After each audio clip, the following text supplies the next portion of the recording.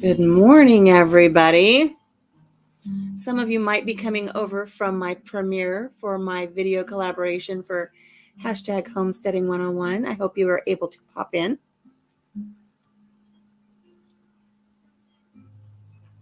Oh my goodness, it is cold here this morning, but not cold enough for snow.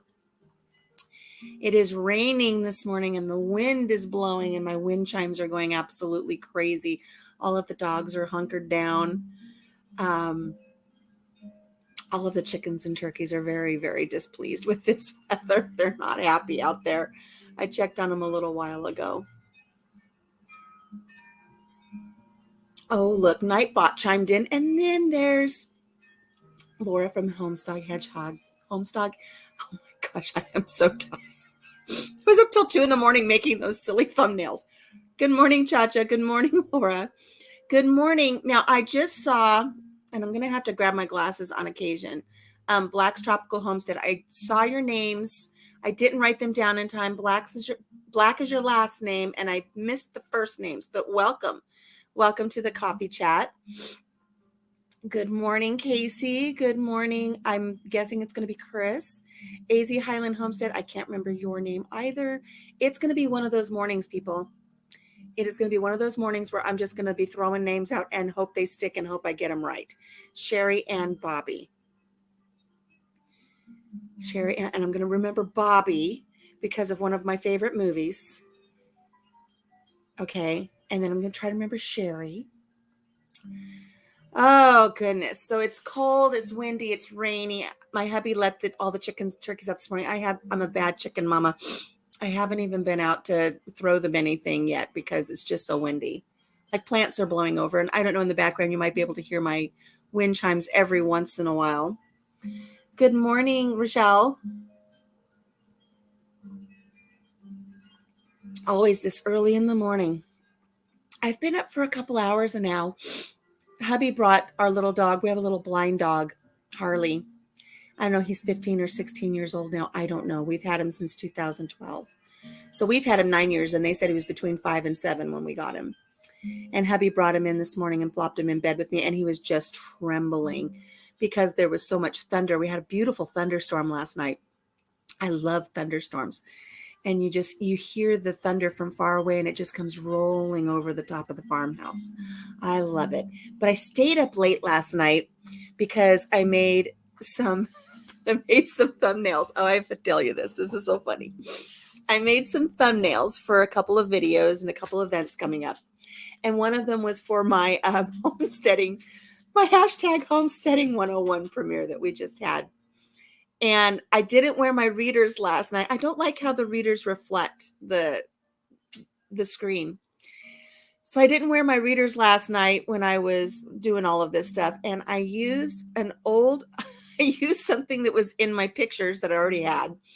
And it's a picture of the Gothic house. And the Gothic house, for those of you who don't know the official title of that painting, it is the Gothic house. It is the picture of the little white farmhouse in the back. And there's the woman that just looks very dowdery.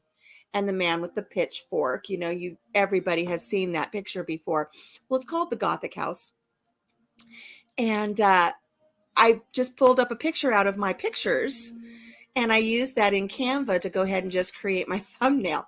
Well, what I didn't realize until this morning, right before the premiere, I'm on. Denise, can you not see me? I'm here, Denise. Everybody let me know if you can hear and see. Okay, somebody give me a couple thumbs up and let me know that everything's coming through on your end, because we do have a lot of wind right now. I don't know if get out of here, Louis Jr. I don't know how long our internet's going to last with all of this wind. But anyways, if you can hear me, somebody give me a couple thumbs ups in the chat so I can see that you guys. Okay, good. Thank you, Lisa. So I used this picture of the Gothic house for my thumbnail this morning. And as we're getting ready to go live, I put my glasses on when we did the premiere. And I went, holy crap. I used a picture that I had turned into a meme earlier this year. So who remembers? I can't believe I did that. I really want to see if people pick it up and comment on it. It is so funny. And Casey, I'm sorry that this happened, but it's hysterical. I think it's hysterical. Who remembers at the inauguration for number 46 when Bernie Sanders showed up in his coat with his mittens and everybody was making memes of Bernie Sanders? I made a meme. I made a meme last year of Bernie Sanders sitting on the porch of that little house for the Gothic house with that lady and the farmer in front. And so Bernie Sanders is just sitting there on the porch with his legs crossed and his arms folded with his mittens. And I didn't see it until this morning. I think it's hysterical. I'm going to leave it. And then I just want to see if anybody else picks up on it and comments on it. I'm going to laugh myself into an asthma attack. I need to settle myself down. Da mittens. Yes, da mittens. I had so much fun when that came out. I took a picture of my carrots that I had just canned, and I made the carrot jars look like, like they're 5 stories tall, and I put this little Bernie sitting down below them. I had so much fun making those memes, and I didn't realize that that was still there. Oh, well, maybe it's just funny to me. Yogi says she saw it. Yeah, love it and leave it. I'm going to do that. I might even make a coffee mug that says "Domittens, leave them." I don't know. Hashtag put it on a tee. So this morning, you remember last week, I had one of my new coffee mugs that came in, and Nightbot's going to be throwing. I scheduled Nightbot to share too many times. I'm going to apologize in advance for that because every 2 minutes, Nightbot's going to be throwing something up. So Nightbot's going to be putting up my merch link. But anyways, I got a second mug in the mail. I don't have a t-shirt yet. I'm waiting for my t-shirt. I'm in my jammies today, though. Oh my gosh, am I ADD today or what? Squirrel. But my newest mug came in, and I'm so happy. I want to show you. Look, let me get it up here to the camera just right. It's a little cartoon character. Oh, my nails are dirty. It's a little cartoon character of, me. Like, I wish I was that thin. And the barn and some farm animals. And it's in this cute little frame. And it says Country Mama Musings. Isn't that cute? But on the back, and it's going to, I don't know if it's going to come up backwards or not for you guys. It says, a wise girl once said, let that shit go. And she lived happily ever after. So this is my newest mug. Let that go and live happily ever after. And really, since moving here on the farm, that has really been the way things have been. Oh, we left the rat race. We left Southern California and all of the traffic and the potential carjackings and threats of violence. And yes, we lived with them every single day. And we moved out here onto this farm. We just let all of that go. And we are living happily ever after. So if you want one, so when you join me for coffee time, gosh darn my nails, I'm going to have to do my nails while we're on our live here.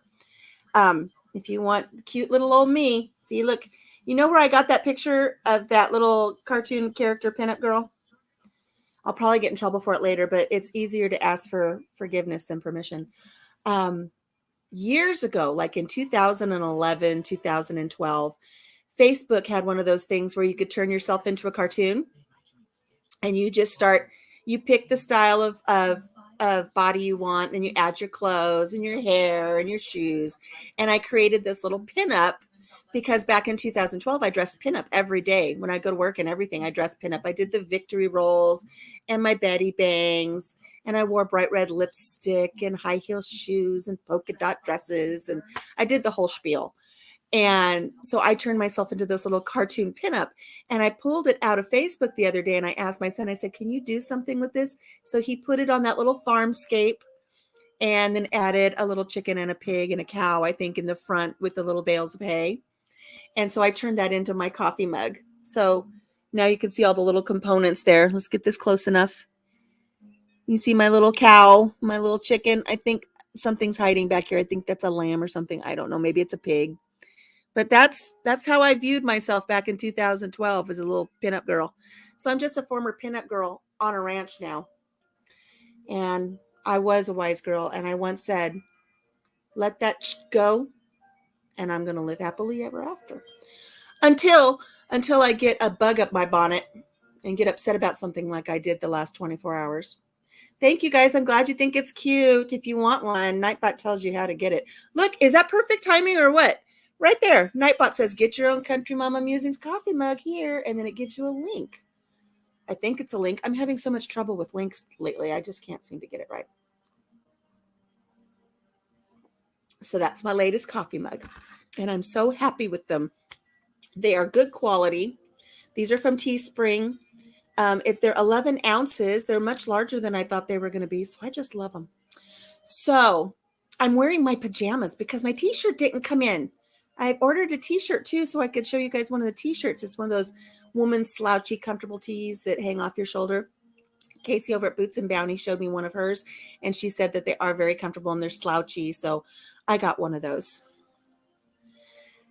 Oh, I'd love for you to have one, Casey. I think we order one, ching ching. I've got them lowered down on Teespring to the lower prices. What they recommend them at for profit, I lowered it. I won't be getting much off of them, but I wanted to get some of them out there. Anyways, yes, you love your shirt. So I'm wearing my jammies this morning. So it's a PJ party. I know Lisa's in her jammies. So today is kind of an impromptu PJ party. I will not be imbibing on any vodka today, though. It's just going to be straight coffee and water. I did get some more of the body armor. I was going to drink some body armor this morning. Daz, go to bed. Go to bed. I love you, friend. I do not want you to stay up late like this. I can, hopefully, maybe I can jump over and see about, throwing a couple other mods on here because I don't have very many mods. And I know the trolls have been awful to people lately. But Daz, I want you to go to bed. Get some rest. My gosh. Please, please go to sleep. Go to sleep or I will put you to sleep. That's a movie quote. And Casey's going to leave now because I'm starting to do movie quotes and she hates it when I do that. Oh, Yogi loves body armor. Yogi, did you hear my story last week about the young man at the store that told me that body armor makes you lactate? And I'll really enjoy it.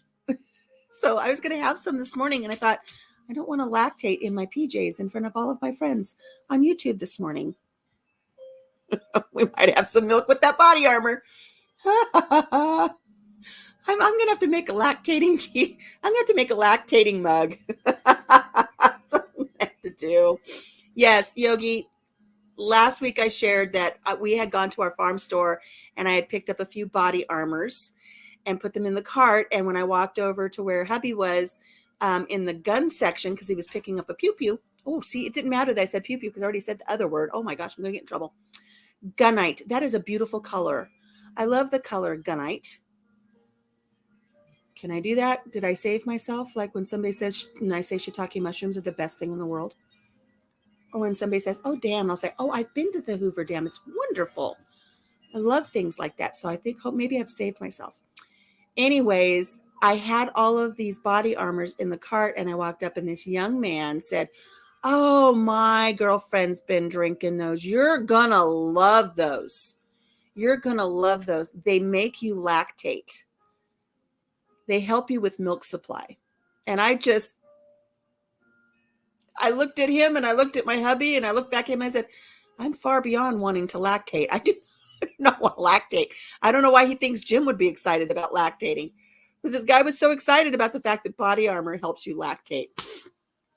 It was so funny. So funny. I was like, what in the world are you talking about? So we had this whole discussion last week about how for Christmas, I'm going to take him one of those tiny little spice mason jars. I'm going to put some coffee creamer in it. And I'm going to give it to him for Christmas, put a bow on it and everything and say, you know what? You're right.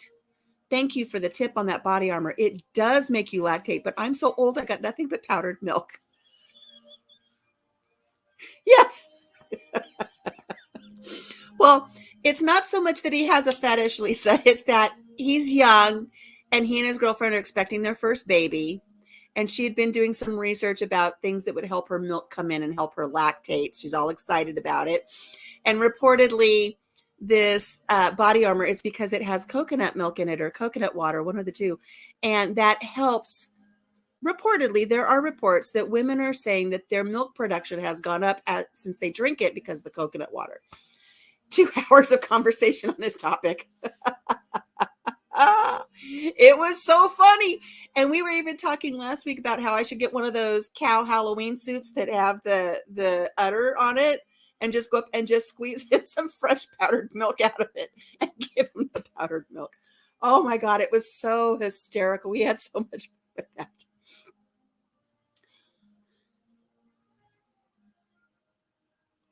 Yeah, his girlfriend. Boots and Bounty, you did a movie quote? Where did I miss it? I missed a movie quote from you? Did I miss a movie? Can you milk me? Oh my God, what movie is that from? Seeing for the first time now, I'm at a loss. What movie is that from? Hello, my lovely friends.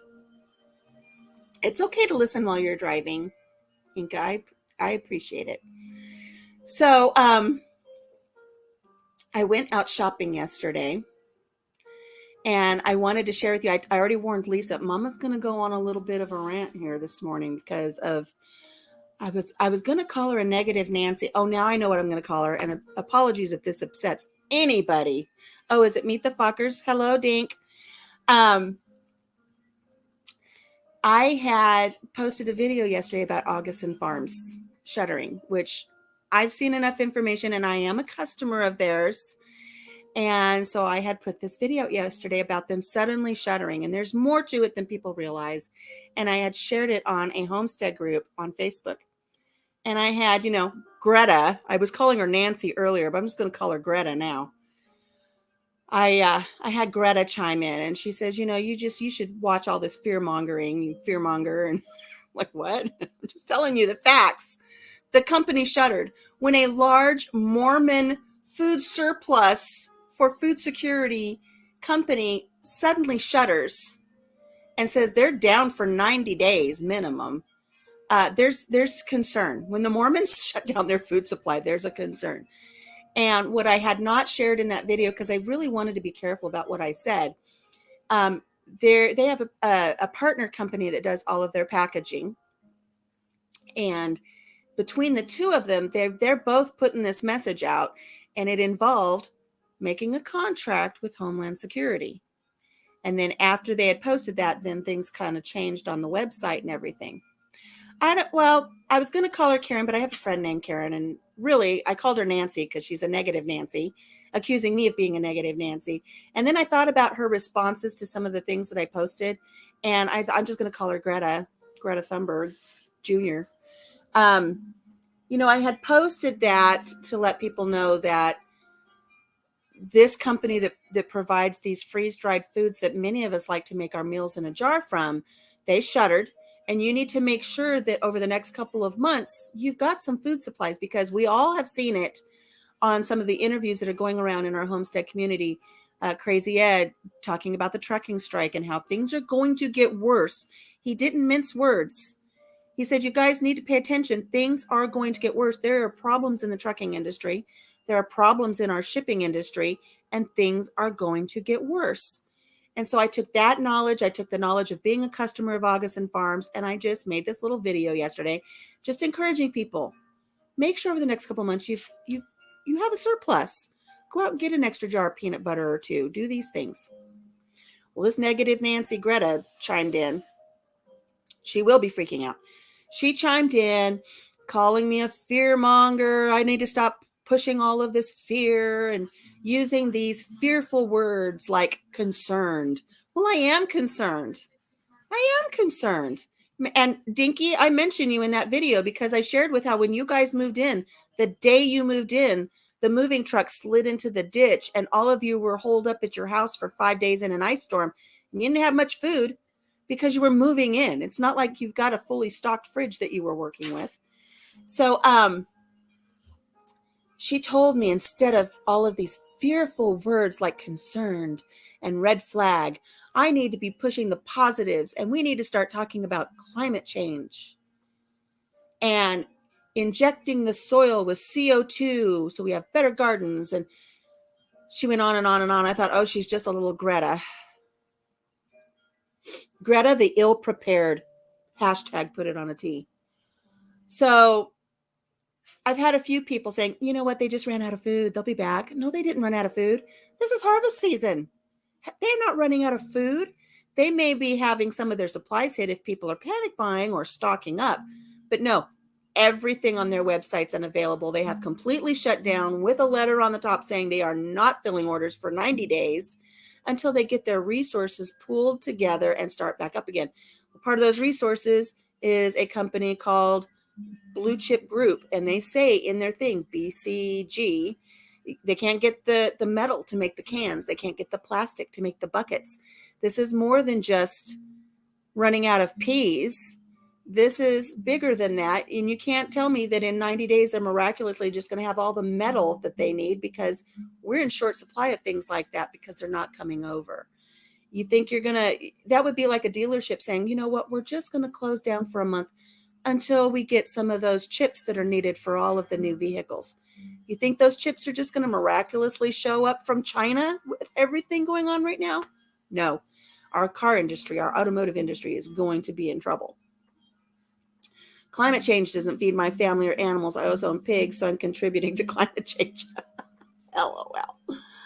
I went and looked, and it doesn't even say 90 days anymore. Really, Casey? See, why they removed the 90 days? Why did they remove earlier this whole thing about this government contract that it entered into?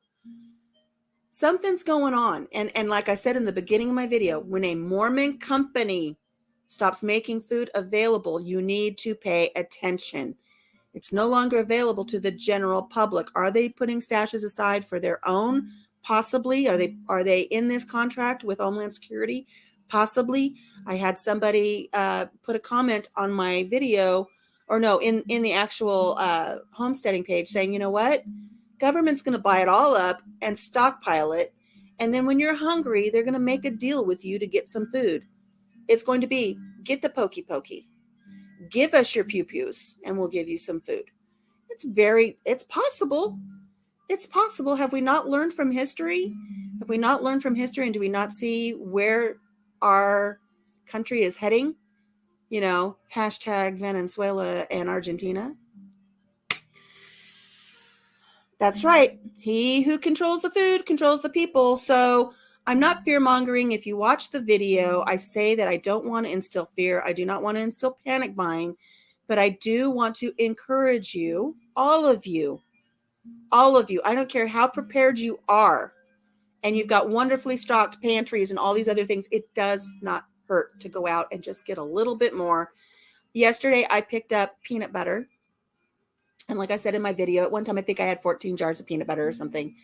And Papa Jim said, do we really need all this peanut butter? And I said, no, we don't need all this peanut butter.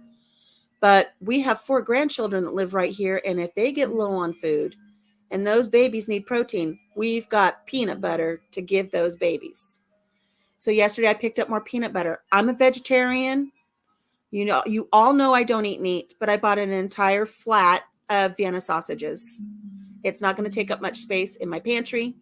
If one of my boys call me and says, Mom, we've run out of food and we can't get any until Tuesday or whatever, I can say, you know what, come over and get some macaroni and cheese, get some peanut butter, and here are some Vienna sausages. And those little kids, my kids loved them when they were little.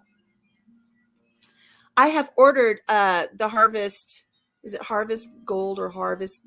I don't know. I've ordered Tatler lids. They haven't arrived yet. Those of us that don't give in, they will send us out into the wilderness. Watch Deep South Homestead. He tells it all. It was planned since back in the 70s. I'm telling you, there's something afoot, and people who want to turn a blind eye to it. I have a son that lives in suburbia, Southern California, and he already knows how to field dress a squirrel. He says, Mom, I'm prepared. If I have to go out and get a squirrel, I'll go out and get a squirrel to feed my family. I guarantee you, everybody in a square mile radius of where he lives have not looked up how to field dress a squirrel to feed their family.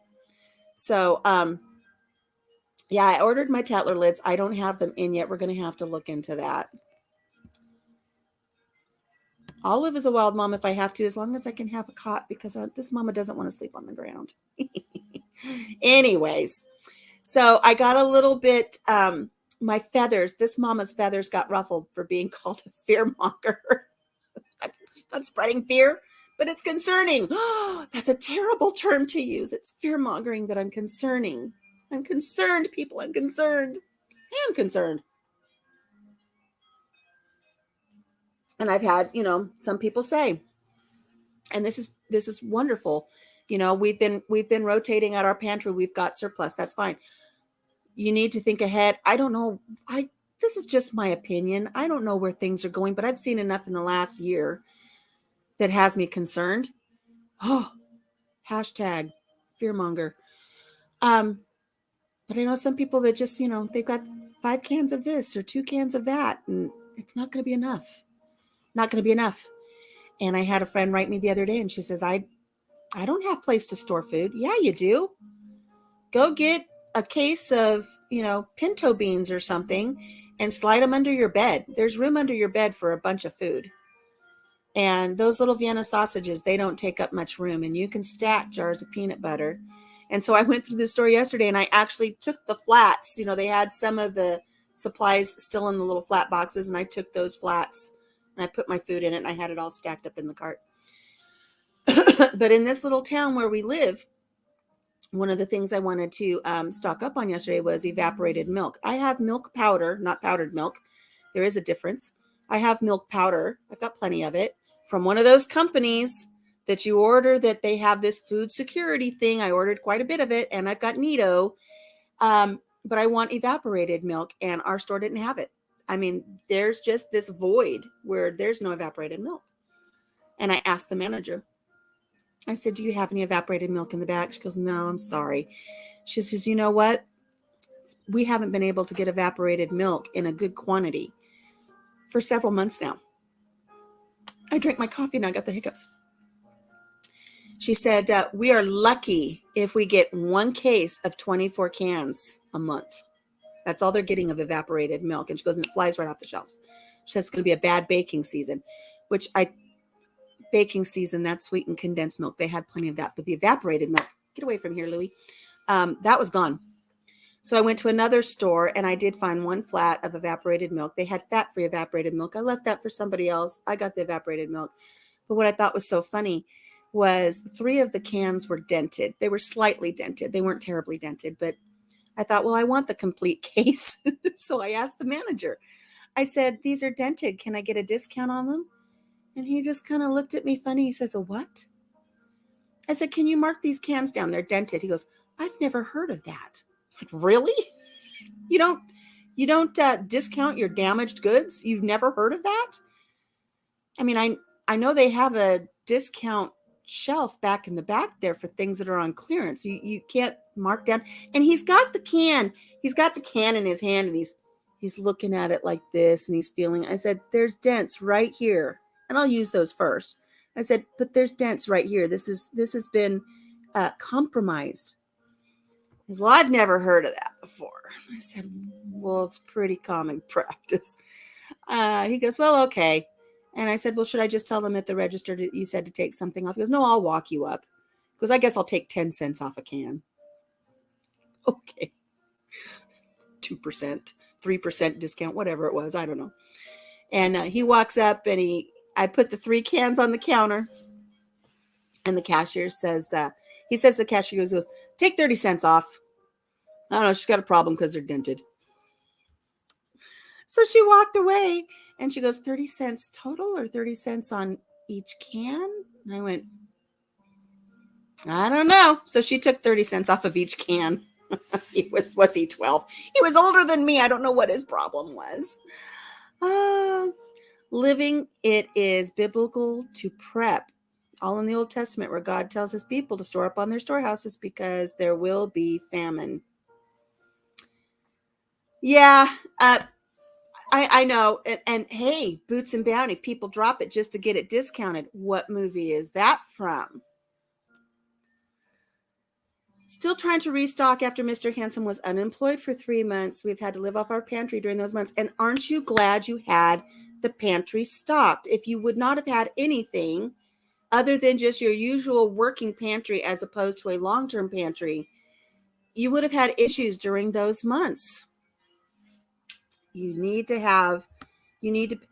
will admit, I was only mildly prepared when we moved onto this farm. And I said earlier, I used my sister as an example. And then once we were out here on this farm to market road, and we saw that there were going to be days and days that the plows were not going to come by, I started really making sure I had a better working pantry. Then when everybody started getting sick and I started staying home more and more than I had before, I started thinking I really need to start taking this seriously. And I started putting up my food and I started adding to it from stuff from the store. And I started dehydrating and I started making meals in a jar with products from Augustin Farms. And I've got a pretty impressive pantry now. And people say, oh, I would love to see your pantry. Well, no, I don't share that. You've seen a little bit of it. But those are my stores for when things get bad. But I'm adding to it still. And I'm confident that if something happens, we are going to make it through this winter without a problem. The whole winter. And our winter lasts until March, April, May. So I'm confident that we're going to be okay. But I still added to it yesterday. So thankful I added to it yesterday. So I picked up more peanut butter. And I got generic because if your kids are starving, they're not going to care if it's Skippy or Jif. I got more milk. I got a whole flat of just little sliced olives because they were on sale. I noticed the beans and the rice have gone up in price, and I've got quite a bit of beans and rice, so I didn't get that there. Didn't get those yesterday. I got gravy mixes. I know I can make my own gravy. I can, but they had gravy mixes on sale, so I got a whole case of gravy mixes, the peppered gravy mix, so it doesn't have any animal products in it. Because I've got so much flour and I've got all these other things that I can make biscuits. I can make biscuits and gravy, and it's a beautiful breakfast to have. I didn't want to film some of my video today in my pantry, but it's so pretty. Your pantry is pretty. It really is. You do have a pretty pantry. Say it 5 times fast without messing up.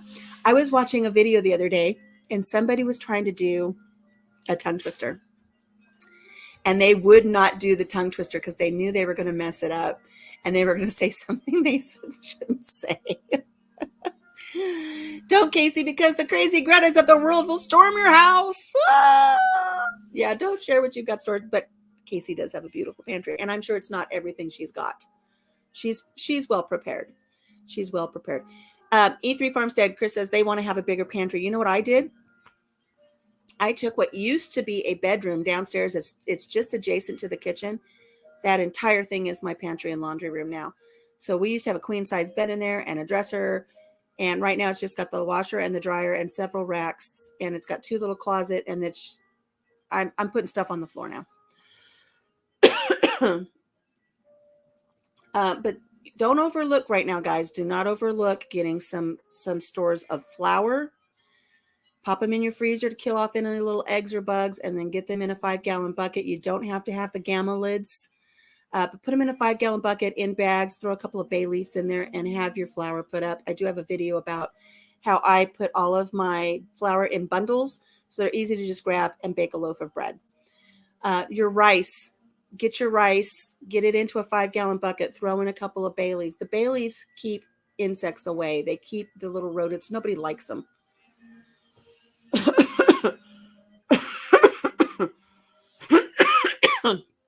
Hairball, sorry. But what else did I get yesterday? Oh, I got spaghetti sauce. I just processed all of our tomatoes from our little Roma plants, and my Romas were so small this year. Next year, I'm going to try some Amish paste tomatoes and see if they get a little bigger.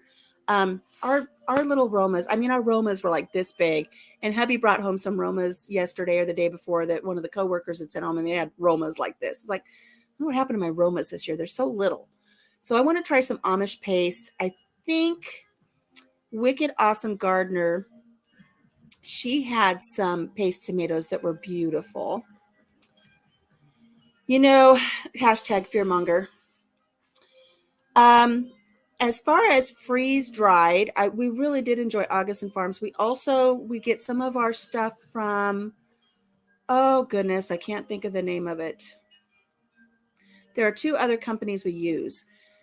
Casey, when we're done with this, I will try to come back to this video, put something down in the comments or in the description to tell you what they are. I just sent a coupon to Casey over at Boots and Bounty for one of the companies that we like to use. and they have a lot of nice dehydrated foods. I can't remember what they are, and I don't want to run off to the pantry to grab them. Ormsby, yours didn't do good either. Small baby ones, yeah. My aromas were small, but I will get the information for the other freeze dried and dehydrating companies that we like to use. I hear Thrive is not does not have anything either. I've never purchased Thrive; they're a little pricier than the other companies, but I've heard that they don't have any product right now either. So I really don't think it's the food so much as it is their containers to put their product in that they're having problems with. Yes, bug me on Instagram. Oh, Casey's going to tell you the name of the one I sent her. I can't remember what it is. Is it Harvest? I don't remember. Uh, Lynette has used, or yeah, she's used Emergency Essentials. So, just if you can't get anything from these online food security companies that are all of a sudden shuttering, just go to the store and get a few extra things. You don't have to get a lot. And like I said in my video, maybe you don't have little kids at your homestead where you have to worry about making sure they have peanut butter, but maybe your neighbors do. And it's going to be a sad day when or if Fearmonger, hashtag Fearmonger, if things get tight and you've got a neighbor and their little kids doesn't have any protein, you've got a peanut butter Harmony House. There it is. I knew it started with an H. So Casey, the other Casey, has shared that the little thing that I sent to her is from Harmony House. And there's one more, and I'll have to look it up. But Harmony House has some great stuff. They have dehydrated stuff. They've got the milk powder, cheese powder, all those things that you can make your meals in a jar. And thank you, Casey from Ormsby, for throwing one of my videos up on your homesteading Facebook group about making those meals in a jar. We love them. If you've not made meals in a jar with dehydrated goods, according to Greta, that company is going to come back just fine. And you can get your dehydrated stuff there and make some of these meals in a jar that I love so much. Or I didn't do this yesterday because I just ran out of time. Because I was going to hit 4 stores yesterday and just get like 3 things here and 3 things there. And so I'm not depleting the store. I only made it to 2 yesterday. And I was going to go out to my Amish community. I want to see what the Amish community is doing. If the Amish community is shutting down their warehouses and their stores to the general public so they can make sure that their people out there in their Amish community have what they need, there's another area for concern. I'm not saying that that's happening. I'm saying I wanted to drive out and see how things were looking. I like going out to one particular market to get my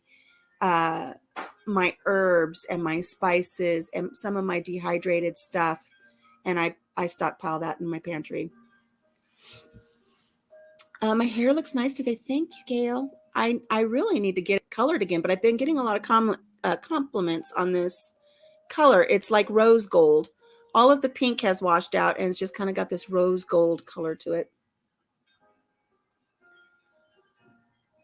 Okay, so Greenacre is putting out a call to action for everybody. He's 3 votes away from being one of the top 3 winners in Crazy Ed's barbecue cook-off. If anybody is willing, he could use some votes. Voting ends Friday. Maybe a mod could post the link. I don't know that I have any mods in here. I need to make mods. I need to do that because we've encouraged Daz to go to sleep. I don't think Kelly's in here. I only have a couple of mods.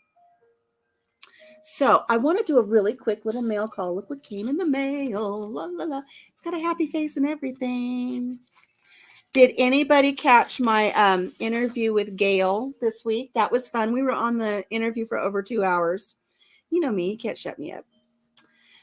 Anyways, so Gail sent me this little card and it says, Alicia, this was in regards to making that video about the coupons that she set me up with. She says, thank you so much for the shout out for my Coupon Gail channel. I appreciate it. It was nice to see all of the cool coupons you received. It was nice to see it was on a video. Wow, on the Rio Rancho Tostada bowls, your friend Gail. Rio Rancho Tostada bowls. They sent me an entire box. There's like 24 tostada bowls in there. It's hysterical. And she sent me her business card and gave me her number. But I got 2 stickers. Da-da-da. I got this sticker from Gail. And I love this sticker. I mean, I love both of them, but this one, I mean, look, hologram, Coupon Gail. I love it. You know, yesterday when I went shopping, I took my coupons with me, put them in an envelope. And I think the first store I went to, I got $37 in free food, not just 55 cents off. I mean, free food. And I used one of them at the second store, and that was $7 in free food. So I came home with a lot of free stuff yesterday. So I'm going to have to do a video and show you all the free stuff. You know what one of the things was that I got for free? You know, when you go in the freezer section and they've got the frozen bread dough loaves already frozen, ready to go. Just pop them in a bread pan, let them rise, and bake them. I got a 3-pack for free. So I have, even though I have everything to bake my own bread, why would I pass it up if it's free? I've got 3 loaves of bread sitting in the freezer that I can bake anytime I want. Awesome stuff. Well, $37 and at the one store and $7 at the other. So was that $44 in free stuff? The stuff that came when I first got the coupons and everything from Gail, I think it was like $75 worth of free coupons. I mean, it was just amazing. So I'm going to be showing off some of the things that I got for coupons because that was, one came yesterday. It's sitting right here. Hubby showed it to me. He says, "What are we going to do with this?" I said, "I'm going to spend it. I'm going to spend it." Free up to $5.99. Silk. Almond milk. I picked up a gallon of almond milk yesterday for free. This is one that I spent, and I got another one now. And, and we got our electric bill. My gosh. I'm trying to be so thrifty with our electric, but our electric bill went up like crazy. Loved that bread as a kid. I got to share with you. We are garden gals. I have an old cookbook from the school I used to work at. And one of my coworkers put in a recipe for his favorite cinnamon rolls from when he was a kid. And his grandma used those loaves of bread to make cinnamon rolls. And it is such an interesting recipe. I'm going to have to make them. So watch for a video for that. I've got a video also coming up for Mountain Grandma. She wanted to see my grown-up grilled cheese sandwiches. So I made those for Mountain Grandma. And you'll have to excuse me in that video because I get a little carried away because I get so excited. I kind of go off the rails a little bit because I tried my grilled cheese sandwich with some different toppings that I have canned this summer. It's so good. I get so excited. YouTube, the utility bill goes up because of running videos nonstop. That might be it. That might be the culprit right there. Don't tell Papa Jim. He'll tell me I can't have 4-hour lives anymore. He was scrolling through YouTube the other day. He goes, 4 hours? What'd you talk about for 4 hours? I said, well, 2 hours was dedicated to lactating powdered milk. Oh, goodness. So, Gail, thank you for sending me the stickers. Oh, hang on. Okay, I am going to stand up. Everybody avert your eyes for a second.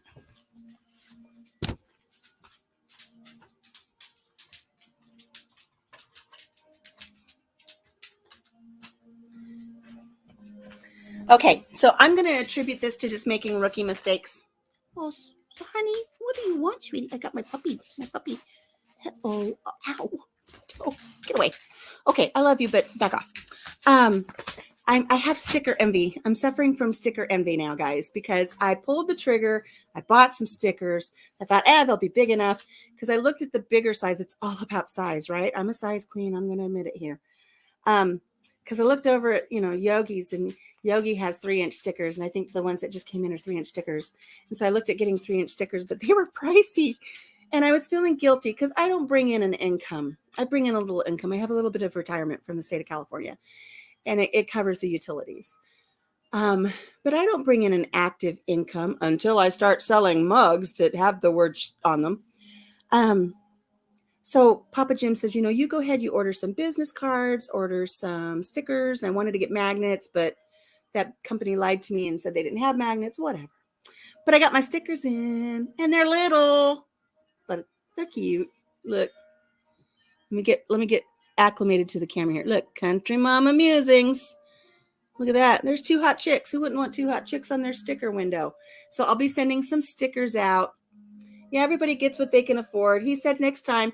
Matter of fact, I didn't even say anything to him.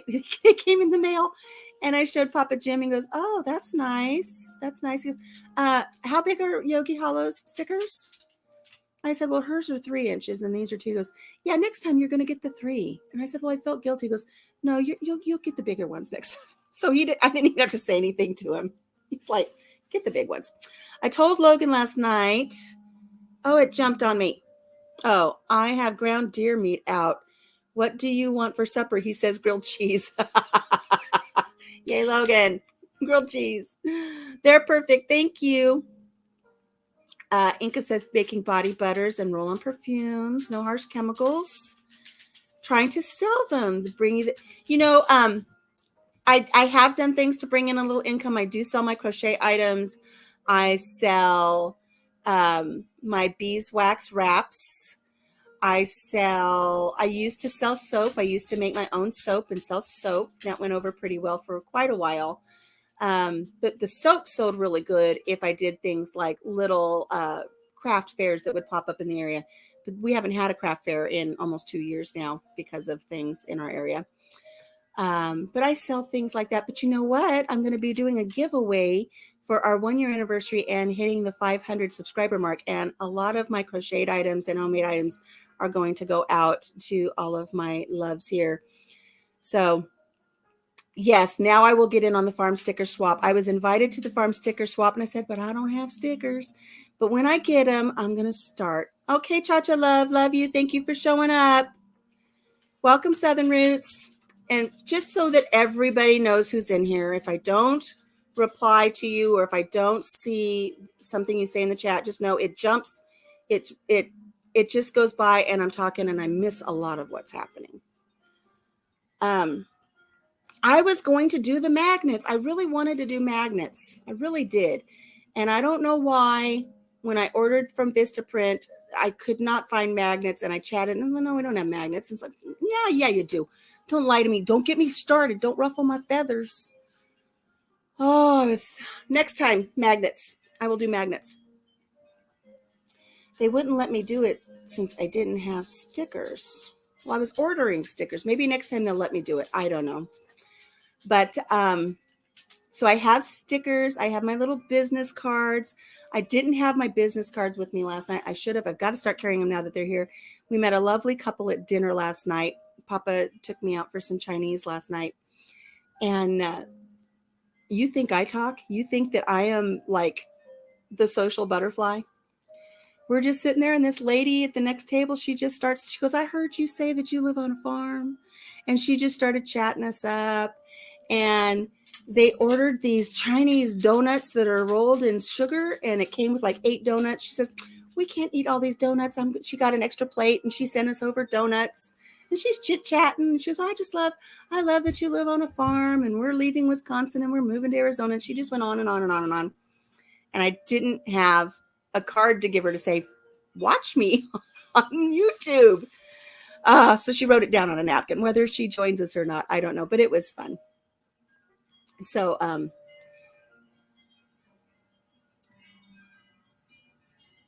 Hedgehog, who are you asking if they've got a P.O. box? I do have a P.O. box on mine. I didn't do business cards on Canva, but Gail, I love your stickers. I just showed your stickers. If you weren't in here earlier, I don't know. Gail, not Scale. Okay.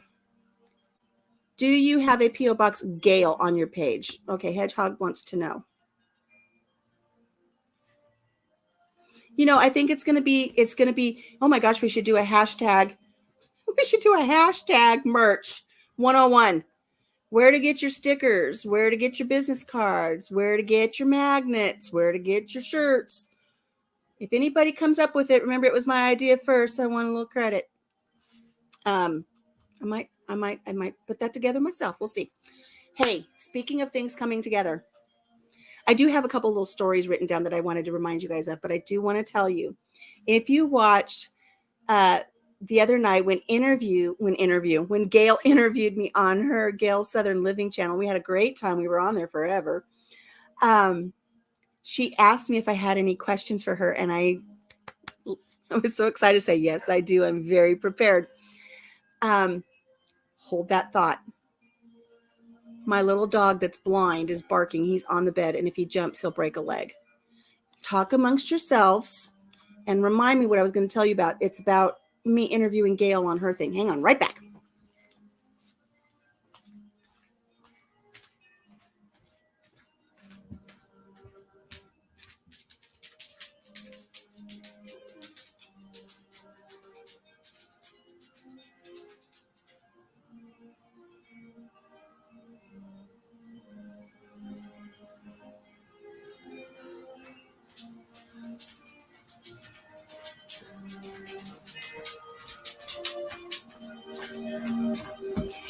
Oh, look at Harley's in his jammies.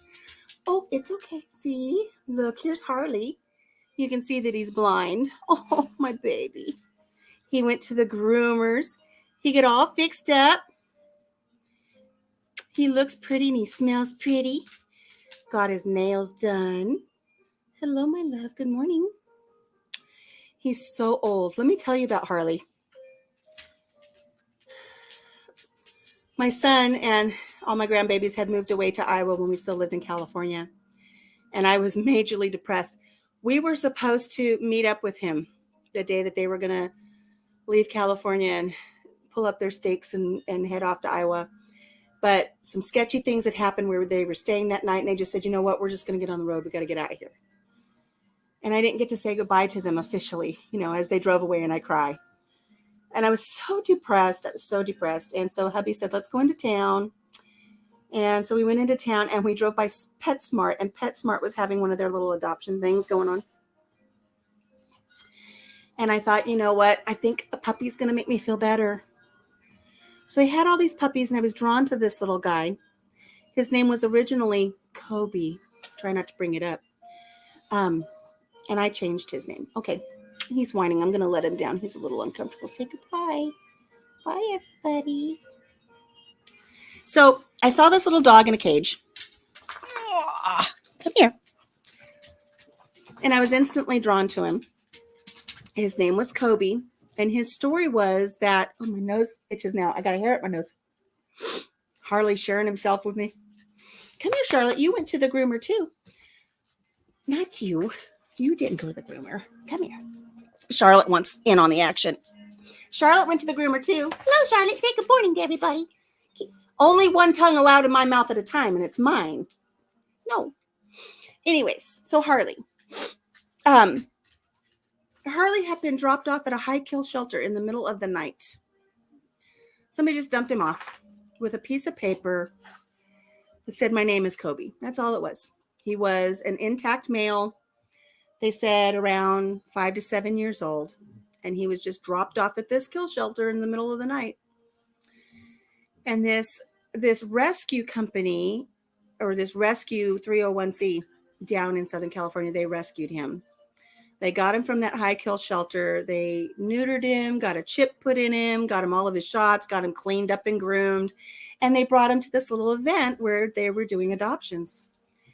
And I said, oh, I need this little guy. He was so cute. He had a mohawk. I'll have to show a picture one of these days of him with his mohawk. He had a mohawk. He had the bushy eyebrows and a little mustache, groomed. So cute. And I normally get him groomed that way, but we've had so many stickers on the farm this year that I just had everything cut off this week. So I looked at him. I thought, I need to get him a new name, because anybody that would just dump this little darling off at a high kill shelter in the middle of the night, he deserves a new life and he deserves a new name. So I looked at him, and he reminded me of Sam Elliott when Sam Elliott was in the movie Roadhouse. He was just kind of gruff, and he rode a Harley. And so I named him Harley after Sam Elliott because he looked like Sam Elliott. So I've got pictures of him in like his Harley leathers with a cap and everything. He's such a sweet little dog. And to think that he was dropped off at a kill shelter and we've had him now 9 years brings us so much joy. I just love that little dog. But sadly, he's going blind. He literally walked off the deck the other day, just walked right off of it. He missed the stairs by about 4 feet. So I have to kind of keep an eye on him and keep, make sure he's okay. So, somebody got Norman at PetSmart. Who got Norman at PetSmart?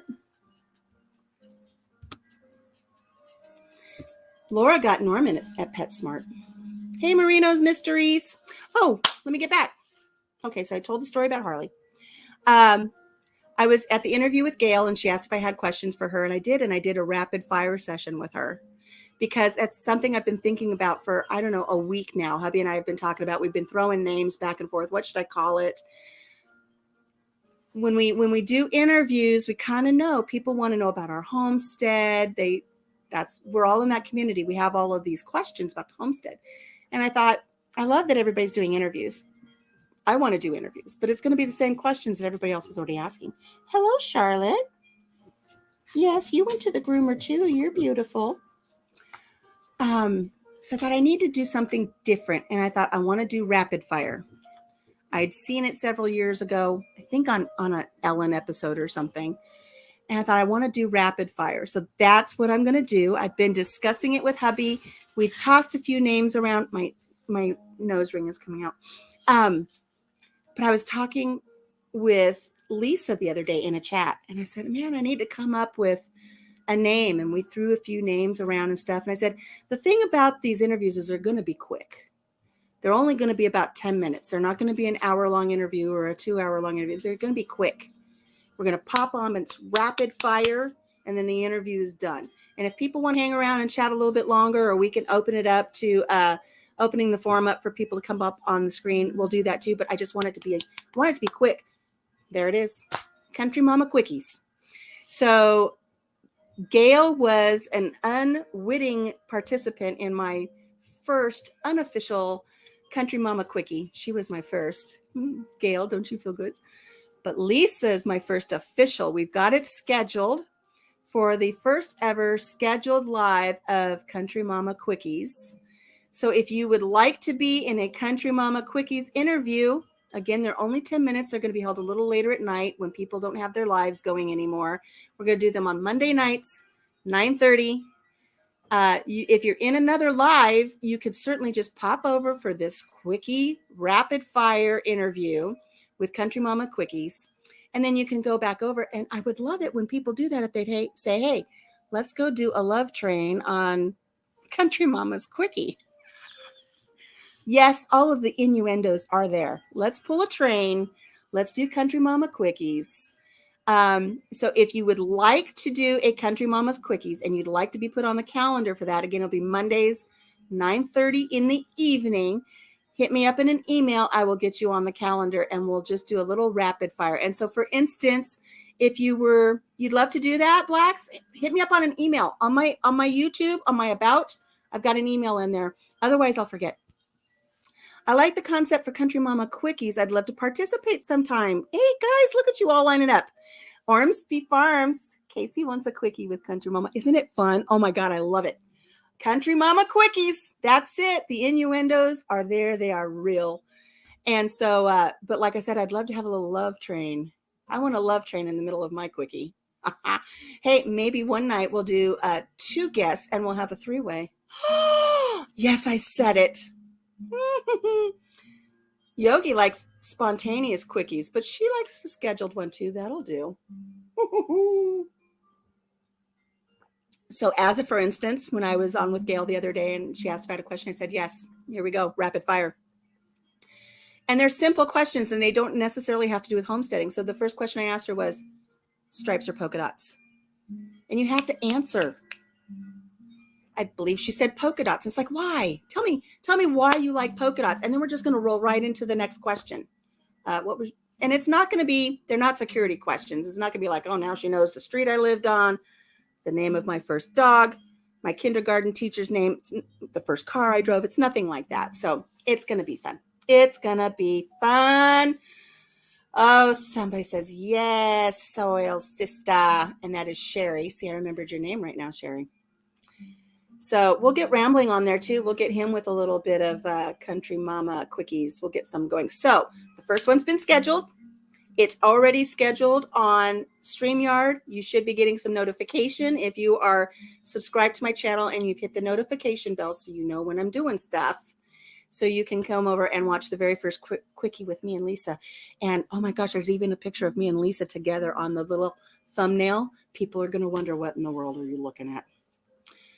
You won't recall, but we're going to commando Lisa. Laura wants a quickie. So I think the quickies are going to be fun. I think we're going to have a lot of fun with the quickies. So stay tuned for that. Hit me up in an email if you'd like to be put on the calendar for a quickie. We will make it happen. I will come up with some fun questions for you. I'm reading a comment. It's like, did you know we get together here live every Wednesday? I'm like, who's saying that? It's Nightbot. Nightbot's doing their job. Email sent. Yay! Oh Lord, says Inka or Nisi.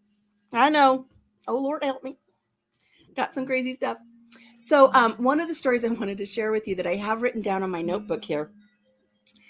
We were in a live the other day and somebody was talking about being OCD. And I have my moments. I'm more ADHD or adult attention deficit disorder, squirrel. But sometimes I do get a little obsessive compulsive over things too. And if you saw my kitchen right now, you'd know that this week is not one of those weeks. But sometimes I get that way. Hey, Mickelson Family Homestead, welcome, welcome. Okay, Chris, I hope you come back soon. I don't think it's Sarah. I think it's Chris. So somebody was sharing this story. Come here. She's so desperate. Okay, you can be part of the chat. You want to be part of the chat? Okay. You have to behave yourself. No tongue. Yes. I got doggy hair up my nose. Anyways, I have this dear, dear friend. She's practically a sister. There, go back there and snuggle up by me. You know, there's lots of stuff back there to keep you warm. Mama's packing the heat back there. There you go. Snuggle up against those buns. All right. So don't. Oh, okay. I've got this one friend, and I love her to death. Her entire life, though, she has been very, very obsessive compulsive. Louie, get out of here. And I can recall everything being in perfect order when we were kids growing up. Always. Everything was in perfect order. Her hair was always in perfect order. Her bedroom was always in perfect order. Everything was perfect. And I looked up to her a lot because I fell short in so many areas that I saw her excelling in when we were growing up. You know, I was the tomboy. I was sloppy. She was the pretty girl on the bus. And, you know, everything was always perfect. And so I always tried to emulate some of the things that she would do. And I would try to perfect some of the things where I was lacking. And I remember visiting her when I was a young mother and she had just had her first baby and she was making lunch for us. And she walked through the kitchen and she just stopped. And she went over to her cabinet and she got out the broom and her dustpan and swept her entire floor. And I was like, what's wrong? She goes, I felt some sand. There was like a grain of sand on her floor and she felt it on her shoe as she walked through the kitchen. Everything had to stop. She had to sweep the entire floor. That's just the way she was. Me, I'd be like, kick it under the fridge. Who cares? It's a grain of dirt. It's a grain of sand. But she had to get it. Louie is really bugging me now. Well, one day, before all this happened, and it really kind of became a story. Hey, look, I dropped the cap to my water, but I've got a sticker to keep Louie out of my water. These are multifunctional stickers. Perfect. Love it. So my parents had gone over to her parents for dinner one time. And they're sitting around, they're chit-chatting, they've had their dinner, they're having their coffee. And my friend is going around and she's collecting the plates because you got to wash the dishes right away. They don't sit at all. I mean, you're barely done and she's grabbing your plates and washing them because everything's got to be clean. So my friend is going around and she's collecting the dinner plates and taking care of everything. And my dad's enjoying his coffee and they're getting ready to go sit in the living room. And he goes, "Where are my teeth?" And everybody's like, "What?" He says, "Where are my teeth?" My teeth are gone. My dad had popped out his partial and put them on the plate while he was eating. And my friend come around in this whirlwind flurry of cleanliness and grabbed his plate and scraped what was left on his plate into the trash, including his teeth. So they had to dig through the trash to find his teeth.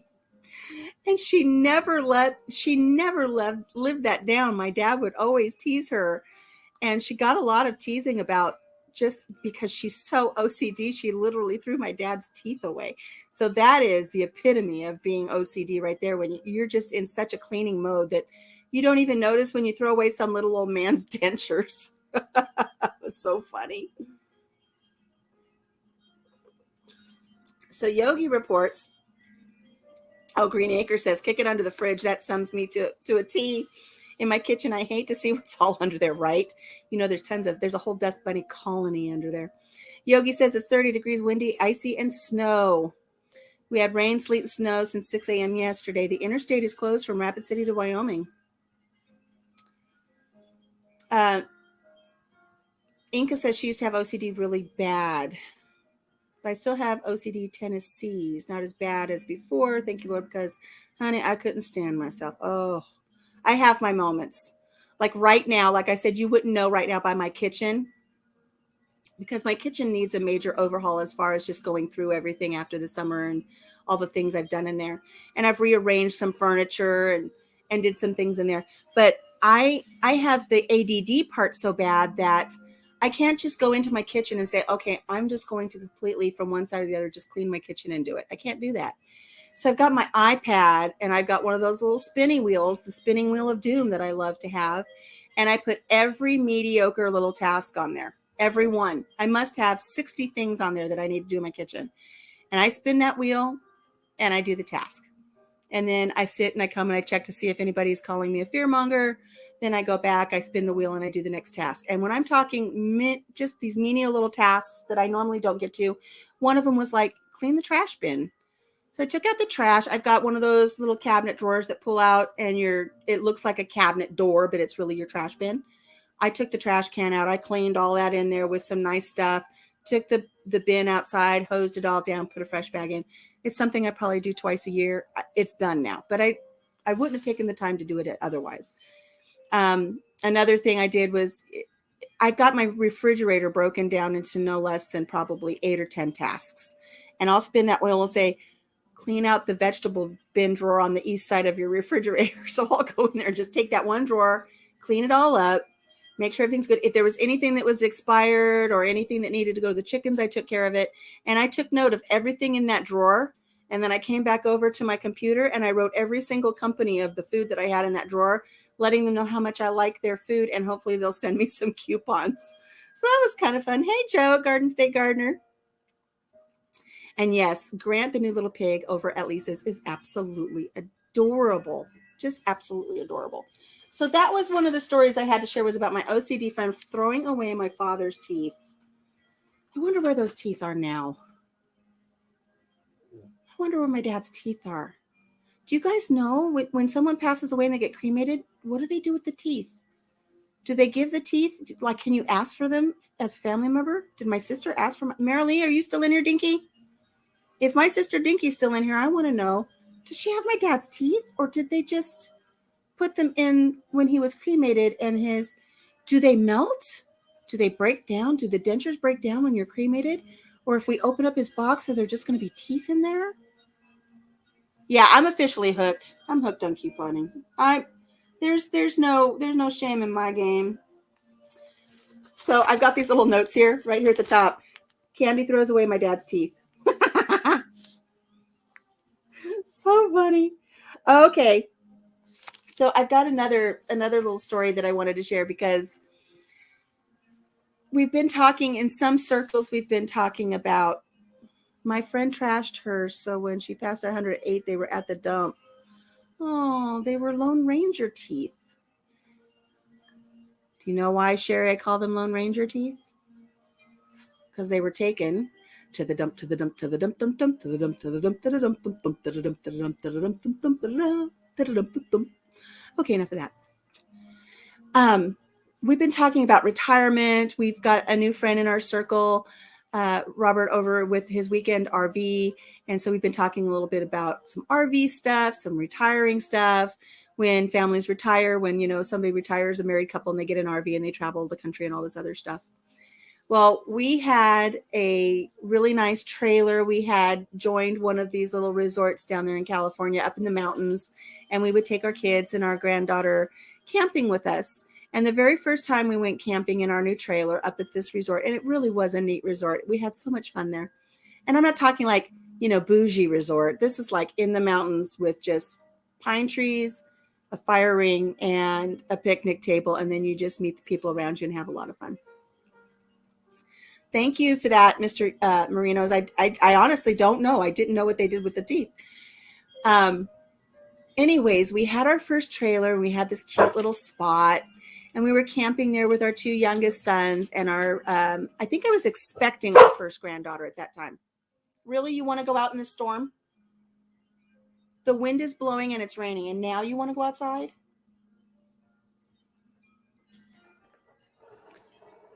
Lisa, the little redhead, is so cute. How did you know I was going to talk about a redhead, though? Oh, because the pig. Hang on, let me let this dog out. Stop nosing through my throat.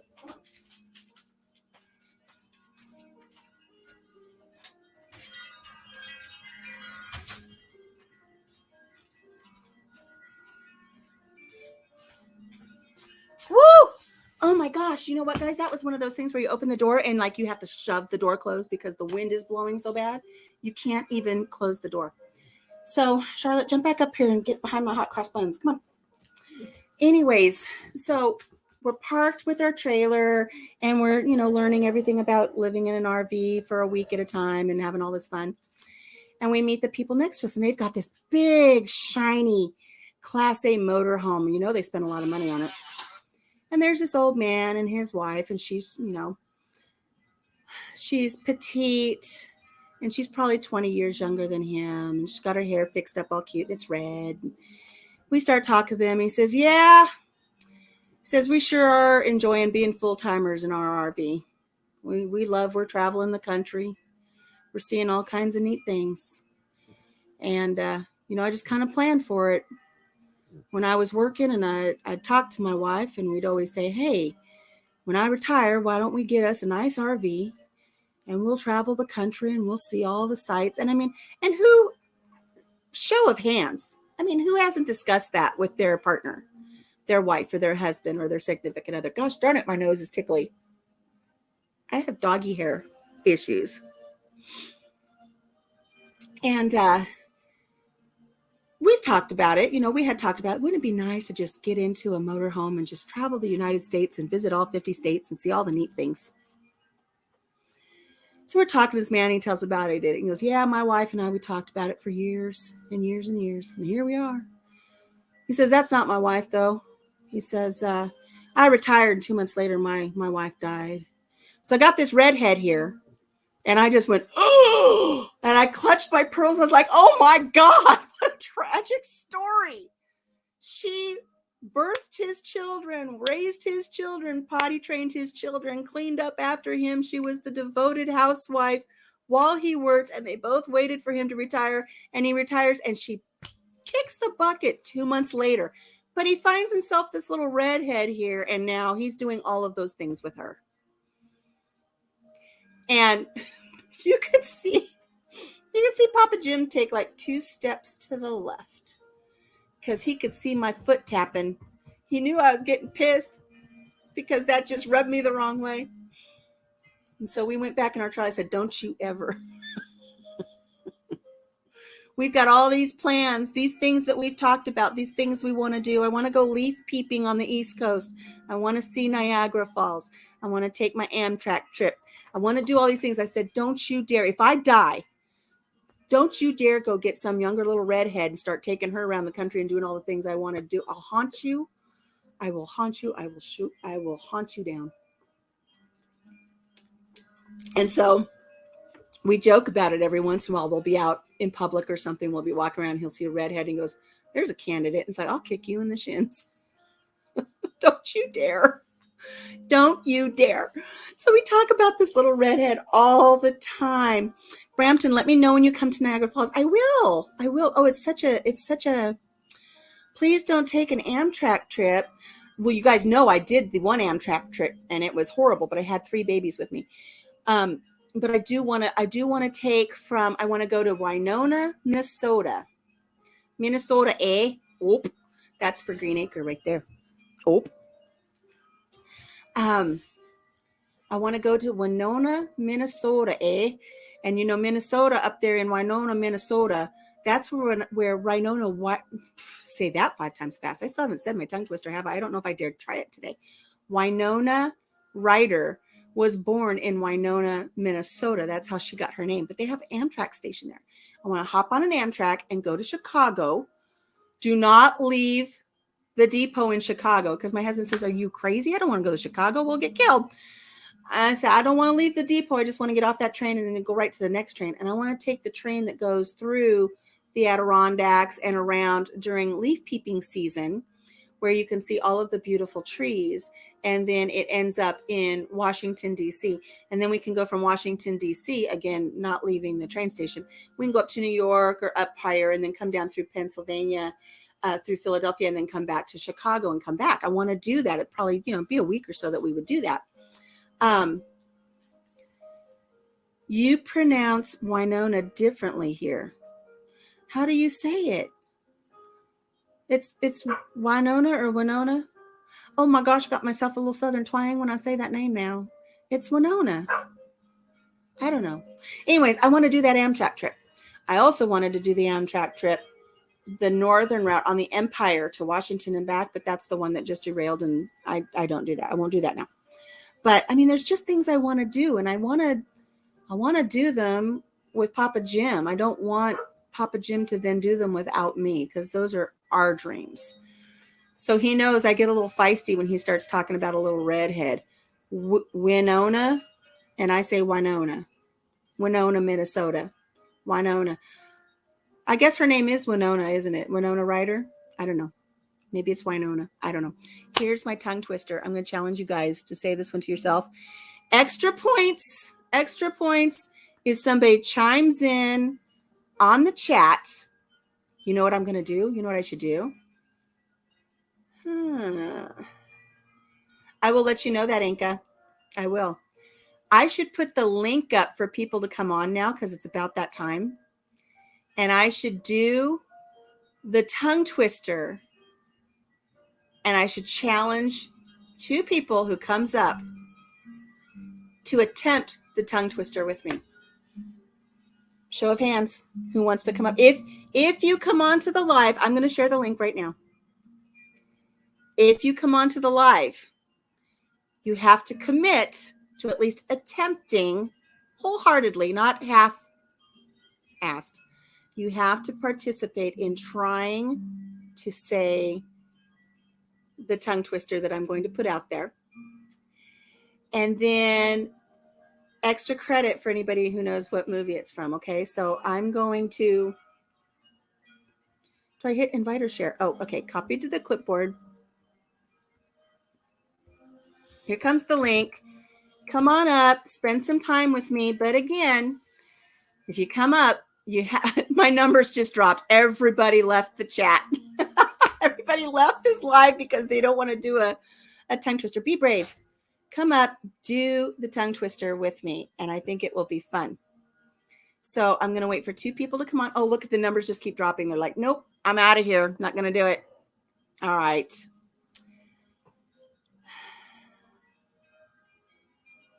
Yeah, I like the soil sister that Blacks does, that Sherry does. That's pretty cool. Okay. Marino, he's going to come up. He's going to try the tongue twister. Okay, we're just going to go with me and Marino's Mysteries. I'm sorry, what do you like to be called? Marino? Yeah. That what we're going with? Okay. And Laura from Hedgehog. And Lisa from Yellow. We're all going to do this. Yeah. Hey, Lisa. Okay. Hey, hang on. Let me mute this. And Laura from Hedgehog. Okay, now I can hear you guys. I've got my my thing turned up now. Okay, so here is. Can you hear me? I can hear you. Laura, can I hear you? I can hear you. Everybody, we're good. Here Pardon my is. appearance. I want everybody in chat to be ready, because this is going to be funny. And again, extra credit if anybody can figure out. I thought you said you were choking on your lurch. Over at E3. Steven's in the shower. I'd get him to go pull him out of the shower all wet, and we'll see if he can do this tongue twister. He'll know what movie it's from. Okay, here is the tongue twister. You guys ready? I slit the sheet I slit, and on the slitted sheet I sit. What? I slit the sheet. The sheet I slit, and on the slitted sheet I sit. I slit the sheet. The sheet. I slit the sheet, and on the slitted sheet I sit. I slit the sheet I slit, and on the Oh. slitted sheet I sit. I slit I the slit the sheet, the and sleet. I on the slitted sheet I shit. Laura, I got you. Lisa's processing. yeah. Well, Lisa's getting work texts, and she's I've just only kind had of one like, cup of coffee and 4 Yep. hours of sleep. Okay, I so it's slit the just these. sheet, What the is it? Three, sheet four lines. this I slit the sheet. shit. So like you took a pair of scissors and you I slit the s- sheet. I The slit the sleet you sheet. shit. Oh, the sleet The you. I slit The the sh- sheet. I The slit sheet the I sheet. slit. The sheet I slit, and on the slitted sheet I sit. I And slit on the slit- sheet, sheet the I slit. sheet I slit, and on the sheet, On the slitted sheet. on the slitted sheet I sit. Rochelle at Brampton Gardner. Yeah, type it up. I agree. You want me to type it in the chat? No, I slit the sheet. The sheet I slit. I slipped on the shitted sleet. There's a lot That of is sleet here. appropriate for your weather this morning. Totally appropriate. So I said to Ryan when I walked outside, and I said, "Look at the pasture," and he goes, "What?" I said, "Something's not right there." So I'm He going to put goes, it in the comments. I slit the sheet. sheet. The sheet Sheet I slit. The sheet I slit. And on the slitted sheet I I sit. sit. I slit the sheet, the sheet I slit, and on the slitted sheet I sit. I Very slit the good, sheet. Laura. The sheet I slit. Marino. What? Give it another Slitted try. sheet I sit. Hey, Lisa. I wanna read it first because I can't figure out why you would slit the sheet. I don't know, but it's slitted. I slit the sheet. The sheet I slit, and on the slitted sheet I slit. I sit. Yeah. I slit Preppers- the sheet I slit, and on the slitted sheet I sit. Preppers don't slit sheets, by the way. Well, you do if you use them for bandages for your first aid kit for your animals. Yes. Yeah, yeah. You can do that for people too. That's very true. Makes a good sling. I slit the sheet I slit, and on the slitted sheet I sit. See, when Hey, you read it, hey, there good you job, go. Lisa. I'm visual, so I have to read it. Right. And then if you read it, though, you don't make the little faux pas that you normally do if you just try to say it. Right. So does anybody know where that came from? Nope. Lord of the Rings. My precious. My precious sheet. My precious slitted sheet. I can do that. Yeah. Chris over at E3 says, now say it faster. I slit the sheet I slit, and on the slitted sheet I sit. I slit the sheet, the sheet I slit, and on the slitted sheet I sit. You're trying so hard not to say that SH word, aren't you? I know, because it's one of my favorites. I slit the sheet, the sheet I slit, and on the slitted sheet I sit. Yes. Getting There back. you go. I need to put it on a mug. Yeah. Yes. There you I'll go. let my slitted sheet go. So that movie, for those of you who don't know where it came from, it's from the movie The Jerk with Steve Martin. Oh, I should have known that. My husband. You know, and he's so uneducated, and he's the jerk, and but he's so comfortable with his new love interest, Bernadette Peters. He says, he's just so comfortable he can say, "Oh, I slit the sheet I slit, and on the slitted sheet I sit." He says he's never been able to see it or say it before. So what's everybody up to today? Besides having a pajama party day. Marina, are you in jammies? Are you having a snow day at your place? Not me. No snow here. I'm going out on the motorcycle in a few minutes. Oh, nice. Oh, it's raining buckets here. Or you got buckets going there. Lisa sent me her weather, but it's not cold enough to snow yet, but it sure is windy and rainy. Yeah. Oh, hey. I want to ask you something there, Country Mama Musings. Sure. I put out a challenge to you to answer the 30 questions that I came up with. Where are they? They're still in my inbox, and I did see your initial video. I was out in prepper mode being a fearmonger yesterday, so I didn't get to them. Yeah, You yeah, know, that happens. I had to shut Greta down and go do some fear mongering. Is your next video going to be fear porn? Fear porn? Yeah, like Uncle Al. He talked about fear porn. Oh, I can do some fear porn.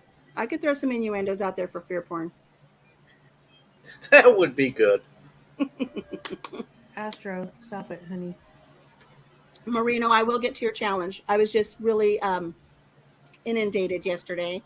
And then I Yeah, well, stayed up that's late right. last night and got my thumbnails ready for the homestead video that dropped this morning, and this chat with my crazy chicken picture, and for Lisa and I having our Country Mama Quickie coming up next Monday. So I got those thumbnails. Did you guys see the thumbnail for my prepping video? Did you catch what happened? No. I caught it. I saw the video. But did you see what's in the thumbnail? What? No. I already apologized to Casey. It's so tiny, no one's even gonna know. I noticed it. I'm hoping people will notice it though. I Yeah. missed So it. I used a picture that I had of the couple from the Gothic house, you know, the woman and the man with the pitchfork. Yeah. And it's a picture that I had saved on my computer back from when I turned it into a meme, where in the very back on the porch is Bernie Sanders sitting with his mittens. Oh, yeah. Oh, I would have liked that. I didn't see It's it. there. It's I there. didn't catch it, I mean. Yeah, I'm hoping some people will catch that, because that will be fun. Now I'll have to go back and look. Yeah, I didn't mean to do it, but it is fun. So I didn't mean to do it. It just slipped in there. Yeah, it just fell in, you know. I was chatting with Lisa late last night when I was trying to get some stuff. She says, "Go to bed. You're tired." And I was like, "Should I do this or should I do that?" She says, "Go to bed. Pick a picture and go to bed." I picked that picture, and I wasn't wearing my glasses, and I honestly did not see Bernie sitting there until this morning, like 2 minutes before the premiere. I was like, "Oh my God." Sure. Bernie's sitting on the porch. I did share with Lisa last night, though. You guys know what picture I'm talking about, with the woman and the man and the pitchfork. Yeah. In front of that white Yeah, I house. saw that. Yeah. Yeah, it's the Gothic house, and it's here in Iowa. And I went to go visit it a few years ago. Oh, it is. And when you go visit it, you actually get to dress up and go out and stand in front of it with a pitchfork and take your picture. And so I've actually been there. And the neat thing is who do you think those people are in that picture? I'll ask you guys, who do you think those pictures? Lisa knows. But if you were to see that picture, who do you think those people are? I'm not saying you have to know them by name, but when you see that picture, you assume, you believe, you're led to believe the artwork. The artwork picture. Yeah. It's a husband and a wife, right? Yep. And he's got the pitchfork, and they're standing in front of their. Oh no, I heard that story. Yeah, it's a brother and sister, I think it is. It's the woman in the picture is the sister of the artist. Yeah. And the man in the picture is their dentist. Oh, funny. Oh, yeah. Yes. Funny.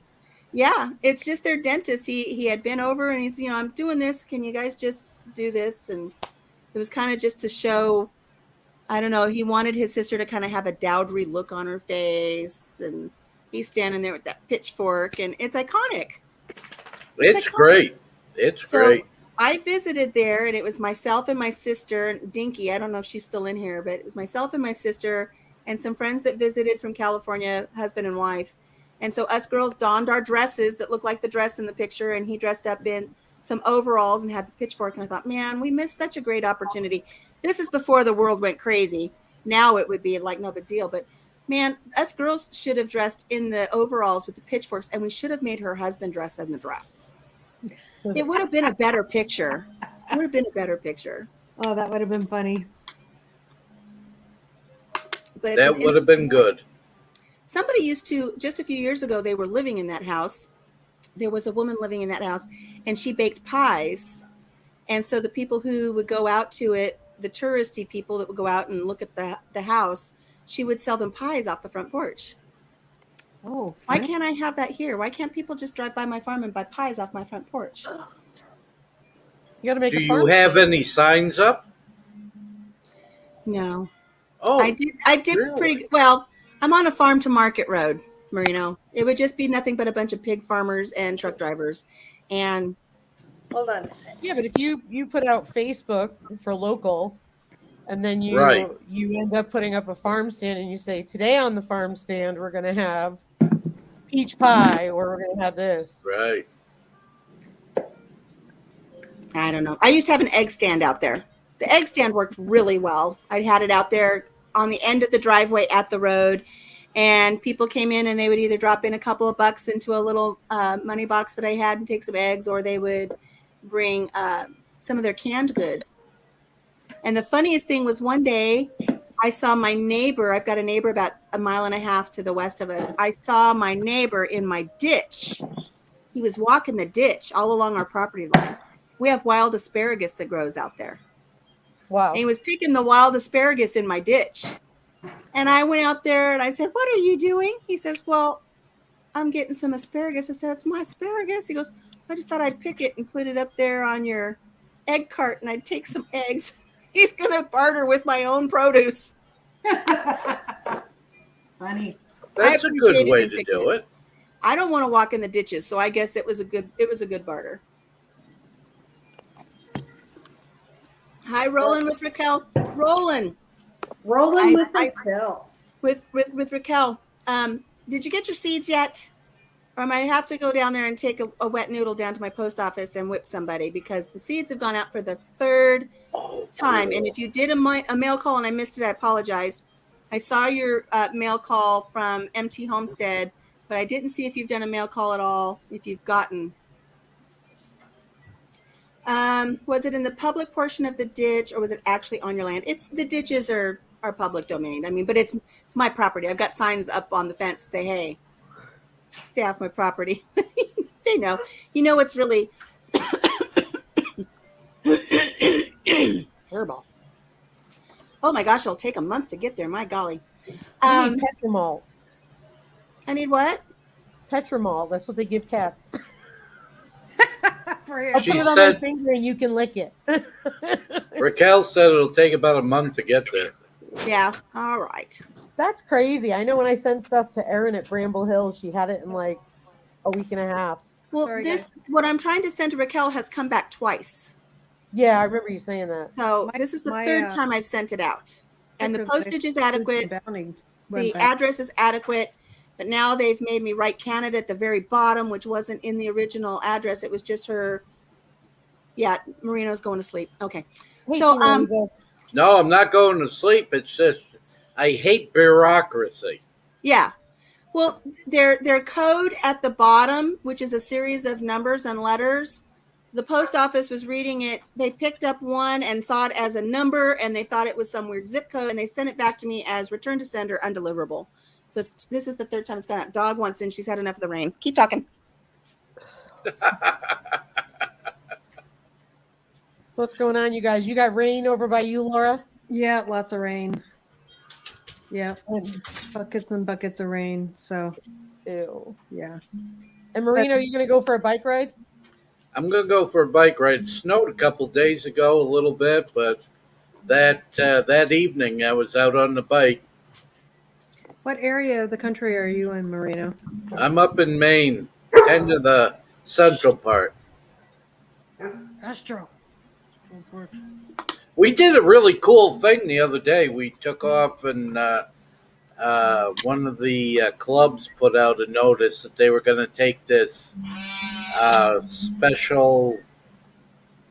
I guess it's a kid on the spectrum. They say, Mm-hmm. and he wanted to go for a ride on the motorcycle. So a couple of them, 2 or 3, went out. And at the end of it, word spread, and there was about 30 of us there. Kind of made his day. Wow. Cool. So he Oh. handled the noise, because I know that kids on the spectrum have trouble with that sometimes. Well, he, I don't want to say he was mongoloid. Oh, I don't know what the right term is for that. I'm not politically correct. yeah. Down syndrome? Down syndrome. There you go. Thanks. You're welcome. But I mean, he was very full functioning and everything. He was Yeah. great, funny too. I mean, he loved it. Nice. I remember when my kids were young, we had gone to the park. And for those of you who may not know, I used to work in special education, and my children were exposed to all of my kids that I loved. And I think it fared them well to have that exposure, and it really opened their hearts to having empathy for all the things that we encompass in life. And matter of fact, one of my sons worked with me with United Cerebral Palsy. We had a day camp, and we had kids that would come after school and then through the summer to this day camp. And he was really great at it. But one day when my two oldest boys were really little, we had gone to the park, and there was a little girl with Down syndrome playing on the playground. And this was their first interaction, and they weren't quite sure what to do. And I was like, you know what, just go play. She just wants to play with you, just like anybody else. Go play, have a good time. Nothing to be afraid of. Right. And in my experience, 99.9% of children who are diagnosed with Down syndrome are just happy, and they love to dance, and they love to play, and they're wonderful playmates out on the playground.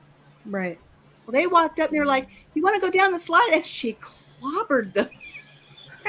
She full on attacked them like a maniac. And they come running, two boys running. They were like 4 and 7. They were, "Mama, you said." I was like, "I don't understand what happened." They were too afraid to go back on the playground. Yeah. She just absolutely pummeled them. And so then I had to start all over from square one with saying, that's not the norm. And when we go to our camp that we have for United, because United Cerebral Palsy, the camp, we welcomed anyone. You didn't just have to have a diagnosis of cerebral palsy. Right. And so we had all kinds of walks of life there. What were you going to say, Lisa? No, I was saying hi to Grillin' and Chillin' with Mojo. Oh, hi, Grillin'. Hey, I'm glad you caught that, because I'm missing people as they come in. Hello, Grillin'. I Yeah, like that name. the chat Grillin' anymore, with so. Mojo. Have you seen what he cooks? I've not. No. I'm going to have to Oh hop my over. gosh, his food is to die for. Yum. So somebody said, I think it was Boots and Bounty said it was like warm and sunny, and I'm like, bah, lucky you. But in Savannah too. But I think it was Black's Tropical said Savannah. Are you guys in Savannah, Georgia? Savannah. If you've never been to Savannah, Georgia, whoo, it's gorgeous. I've only briefly been to Georgia. What's that? The water floats in the air. Sorry. Yeah. What did you say, Laura? The water floats in the air. Yeah. In Georgia. The humidity, it just kind of. Yeah. Well, it's just like the alcohol. You get to walk around the streets of Georgia as long as you're using a plastic cup. Yeah. Grillin' and Chillin' says, "Wait till you see my Bloody Mary," and I'm going to let Grillin' and Chillin' know.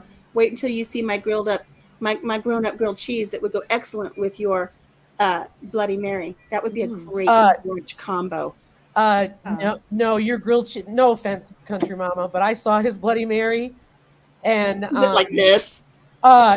You have no idea, and I will say that he probably would fit your grilled cheese on his Bloody Mary. I was just going to say, you could take my grilled cheese and cut it in strips and put it on a skewer and stick it in the Bloody Mary. He'd put the whole sandwich. The whole sandwich, not just strips. strips. Some sourdough bread right now, so that would be good to make a grilled cheese sandwich. Grillin', I will hop on over and I will check out your stuff. Scott, just because it's 70 in Canada, good for you. Hey, I'm glad it's cold because I'm home today. That's it. You got to see the silver lining on those clouds. Yep. The pigs all looked at me this morning like, oh, God, we got to leave the house. Oh. My turkeys are all standing outside going, "What's going on?" Yeah. Go back in the coop, stupid. Yeah. Go back in the coop.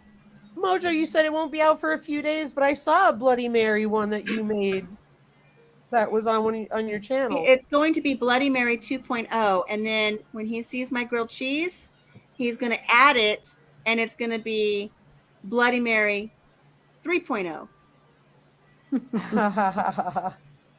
Casey's got her doors and windows open. Yeah, I can do that too.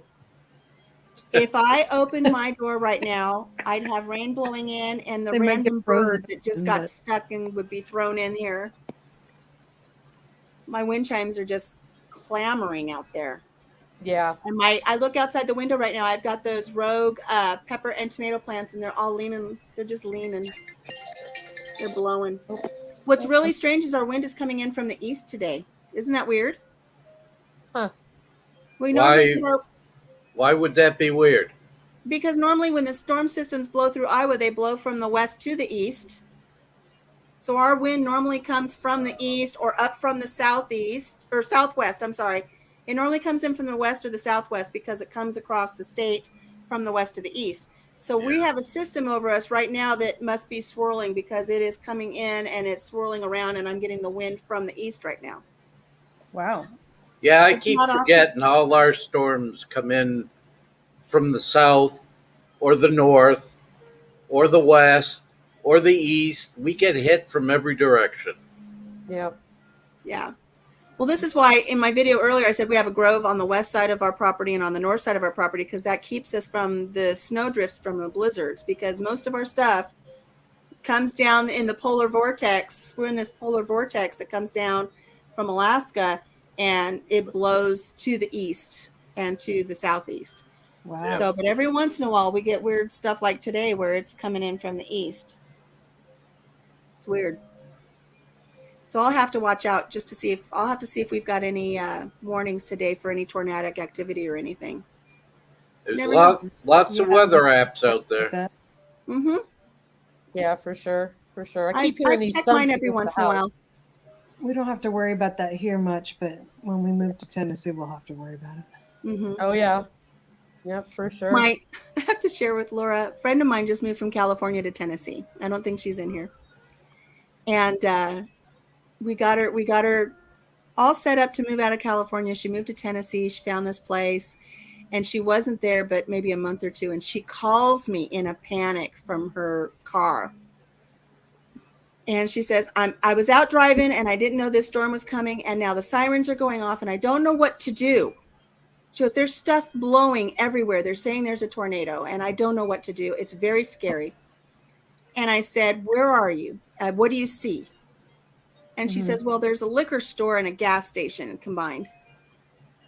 I said, run into the liquor store, gas station, and you let them know that it's getting bad. And if everybody has to get into the cooler, the beer cooler, that's where you get, because there's not going to be a basement there. But if you get in the beer cooler, you'll have some security if that tornado hits. Because she says, I can hear like a train coming. It's like, okay, run. Excuse me. Good Yeah. thinking, yeah. Am I boring Well, you, they Lisa? might have a grease pit you can go into. They might. Yeah. But she says, okay. And I could hear her struggling to get out of the car because the wind is blowing her car door shut. She can't hardly get out. And I hear her running into this store, and she's like, oh my God, there's a tornado coming. What do we do? And she said, standing at the counter were 3 men, all of them drinking.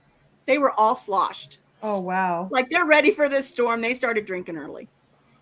She says, I don't know where to go. I don't know what to do. And she says, these 3 men are just looking at her. And she says, should we get in the beer cooler? And they're like, uh-huh.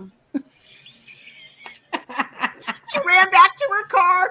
She gets back on the phone. She goes, are you trying to get me killed? There's just 3 men in there drinking. They're all drunk. I'm not getting into a beer cooler with them. She goes, I'd rather ride it out in my car. Wow. That was her first experience with a tornado. Oh my gosh. I'm sorry. Now she checks her weather app before she drives away from home. Yeah. First time my experience with a tornado was when I was in Ohio, and we were visiting there, and they're like over the radio, it's in this county, and we're like, because we're visiting, we're like, what county are we in? Oh no, it's like, Yeah, you don't know what to do. you got to know what your surroundings are. Mhm. Yeah, Green we are- Acre says the storm is heading from southwest to southeast To northeast. to northeast, and will be hitting them today as well up there in Wisconsin. The storm is moving northeast, so if the wind is coming from the east, there could be a tornado. I'm definitely in a system that is not making up its mind what it's doing, because I have very strong gusts of winds right now from the east. Now, if I look out my window, this just will give you an idea. I look out the window, and all of my trees to the front of the property here and my peppers and tomatoes are all blowing to the west, which means they're taking gusts of winds from the east. My walnut tree out front, it's being blown from the south and then to the west. So I've definitely wow. got something swirling. My wind chimes are just spinning out there. Yeah. But Yeah. it's all part of the fun. The pine trees are swaying back and forth, and the ponderosa pines have a lot of good things about them. You know, they've got the bark on their trees are Oh, look at me. pretty What good are they for doing? forest What are they fires. doing, Lisa? Mhm. What are they doing, Lisa? They're going like this. Everybody sway. But they're swaying, and the bark on their trees actually are somewhat fire retardant. Uh-huh. But yeah, I think by the time we're done with them, there'll be no trees left on the property. You've had some go down already? Yeah, I have one across the fence with the pigs Oh no. by the girls. And I have a lot of debris and branches down.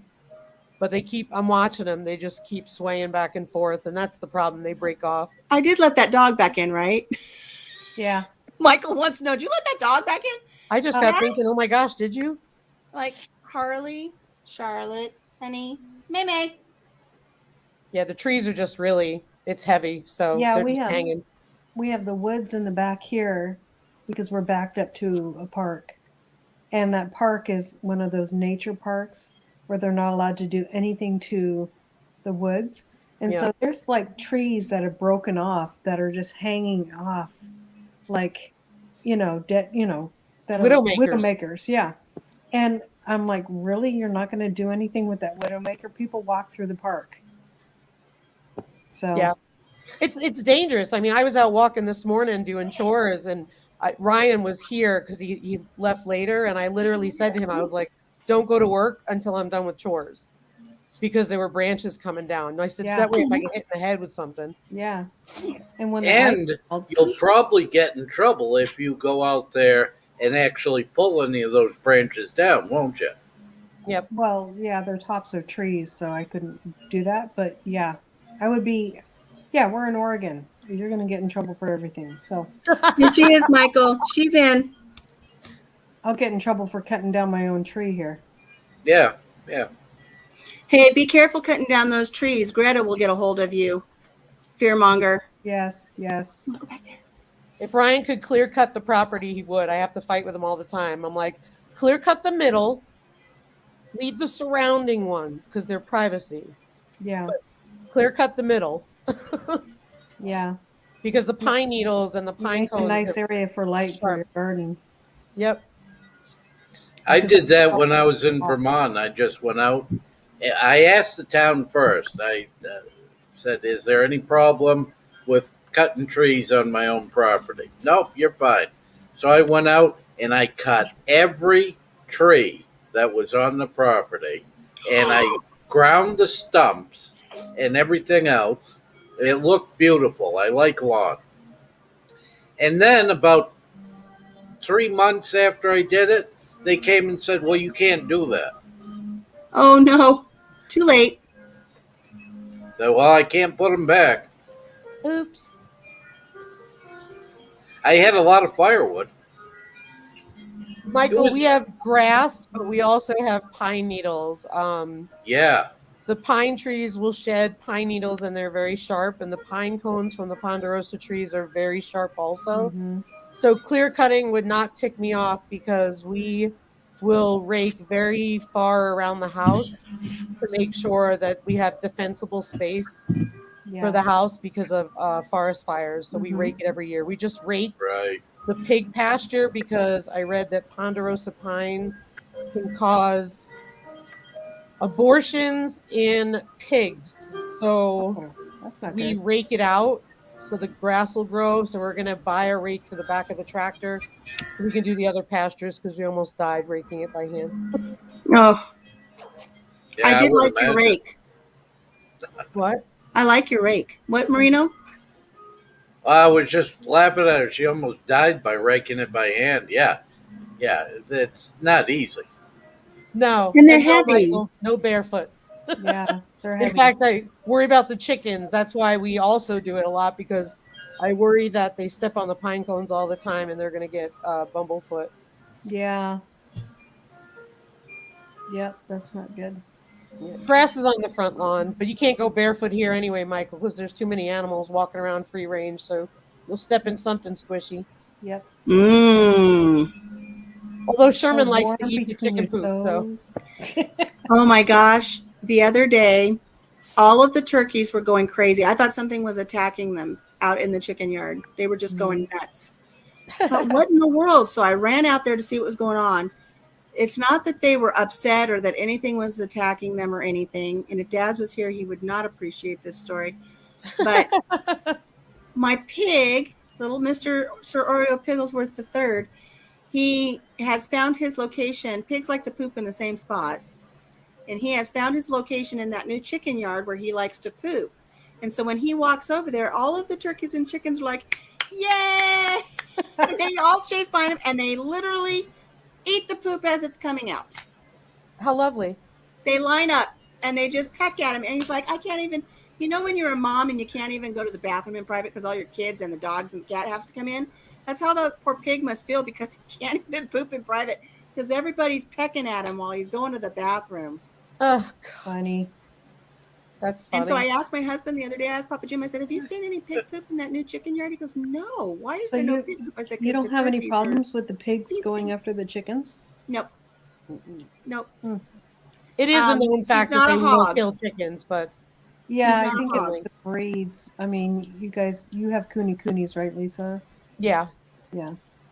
Yeah. What do Now, you? when I grew up, we had hogs and they would kill the chickens. And that was the reminder to us kids to never, ever, ever go anywhere near their pens because they would kill us. But this is a potbelly pig. He's grown up with these chickens, or not these chickens because these are new chickens, but he's grown up in the coop. He's a coop kid. And the only time we've ever had a loss because of the pig was he accidentally rolled over on one time. Oh. And I found a little chicken pancake. I wonder if that's where my brother disappeared to. We I'm had not touching that pigs. one. We The had Cooney Coonies, pigs. the Cooney Coonies do good with the chickens. Sherman, there's been the chickens go in Sherman's pasture all the time, and they also went in with Maggie and Winston, and Mm-hmm. Maggie and Winston didn't do anything. But before the chickens went in the pen with Maggie and Winston, they would the pig showed a lot of interest in them by the fence, Oh, okay. but I've not had any issues. So the turkeys show way too much Right. interest in my hens as they walk by their pen. Honey, you have a pot belly, right? I have a potbelly, Yeah. but he's not little.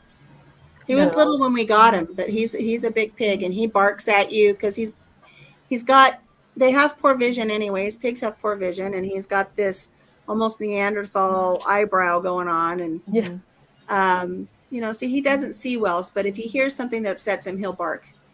And matter of fact, when we first brought home our first 2 turkeys, we decided to introduce them into the coop at nighttime. And so I told Papa Jim, I said, just take the turkeys in and pop them up on a roost, and everybody will wake up in the morning and they'll see the turkeys. It'll be no big deal. We got the first one in there. Well, when he went to go put the second one in there, he let loose of a wing, and the turkey started flapping, and it alerted the pig. That was my dog. It alerted the pig, and the pig barked and just bolted. And so Papa Jim jumped up on we have the landscape timbers for the roost for the chickens and turkeys. And he jumped up and he sat on that while the pig had its fit.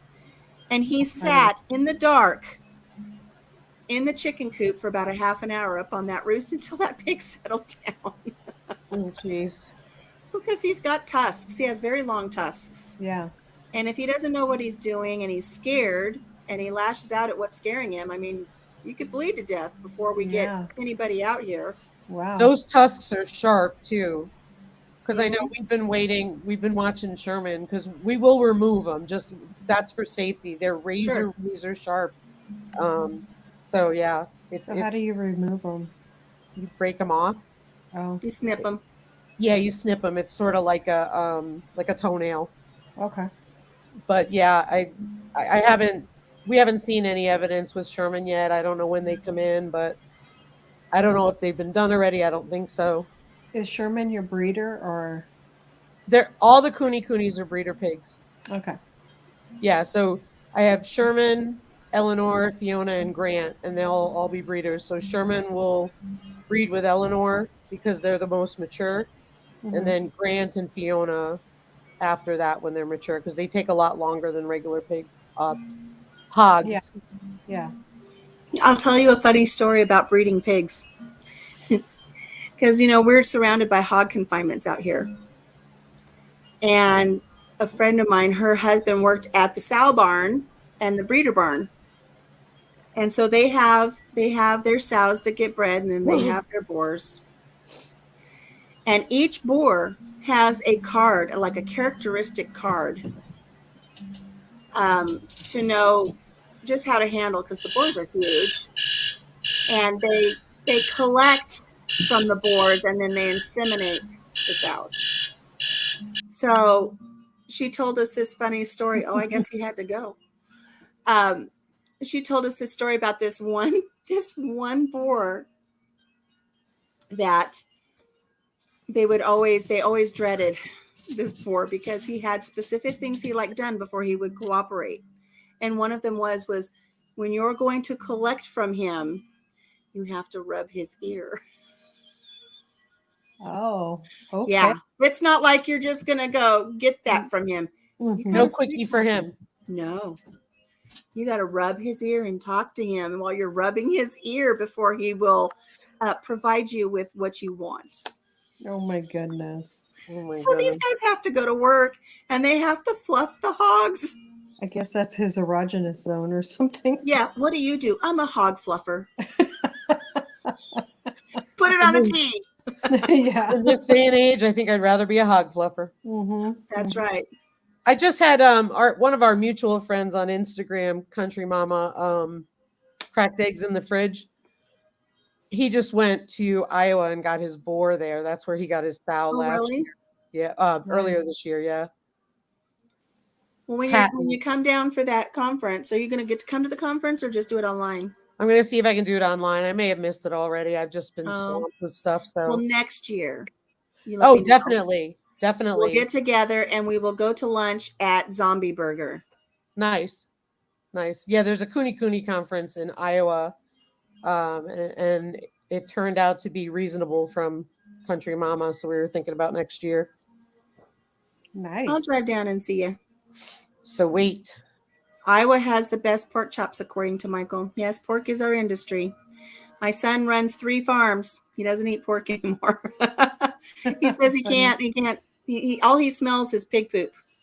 Oh Hey, yeah. Michael, that's no way to get into my freezer. they're Ah! always they're always asking about. They're always saying they want my pork. Mm. Marina My is getting pork. an alert that the rocket they're monitoring is falling out of orbit. I was really disappointed that I had my premiere set up. I had my premiere set up for when Shatner was going to go up in space. Yeah. Oh, That's I get it today now though, what you're saying, right? Michael, because of his thing in the back. Today is the day that he's supposed to go up. Yeah, he was supposed to launch around the time that my premiere hit, and I thought, oh, I'm going to miss it because Yeah. I want to see William Shatner go up into space. What a great thing for him to get to do. Mm-hmm. Is he ever going to go away? No, my dad was such a Trekkie. My He's dad would nice. have loved Yeah. to have seen this today. He would have loved it. He's the oldest man going up in space. Yeah, 90 That's years funny. old. Yeah. I can't Amazing. even make it up the stairs. That man's going up into space. Oh, that's funny. Oh, I watched it. Shatner go up live at the beginning of your live. It went smoothly. Is he back safely on the ground now, Michael? I know they were just going to go up.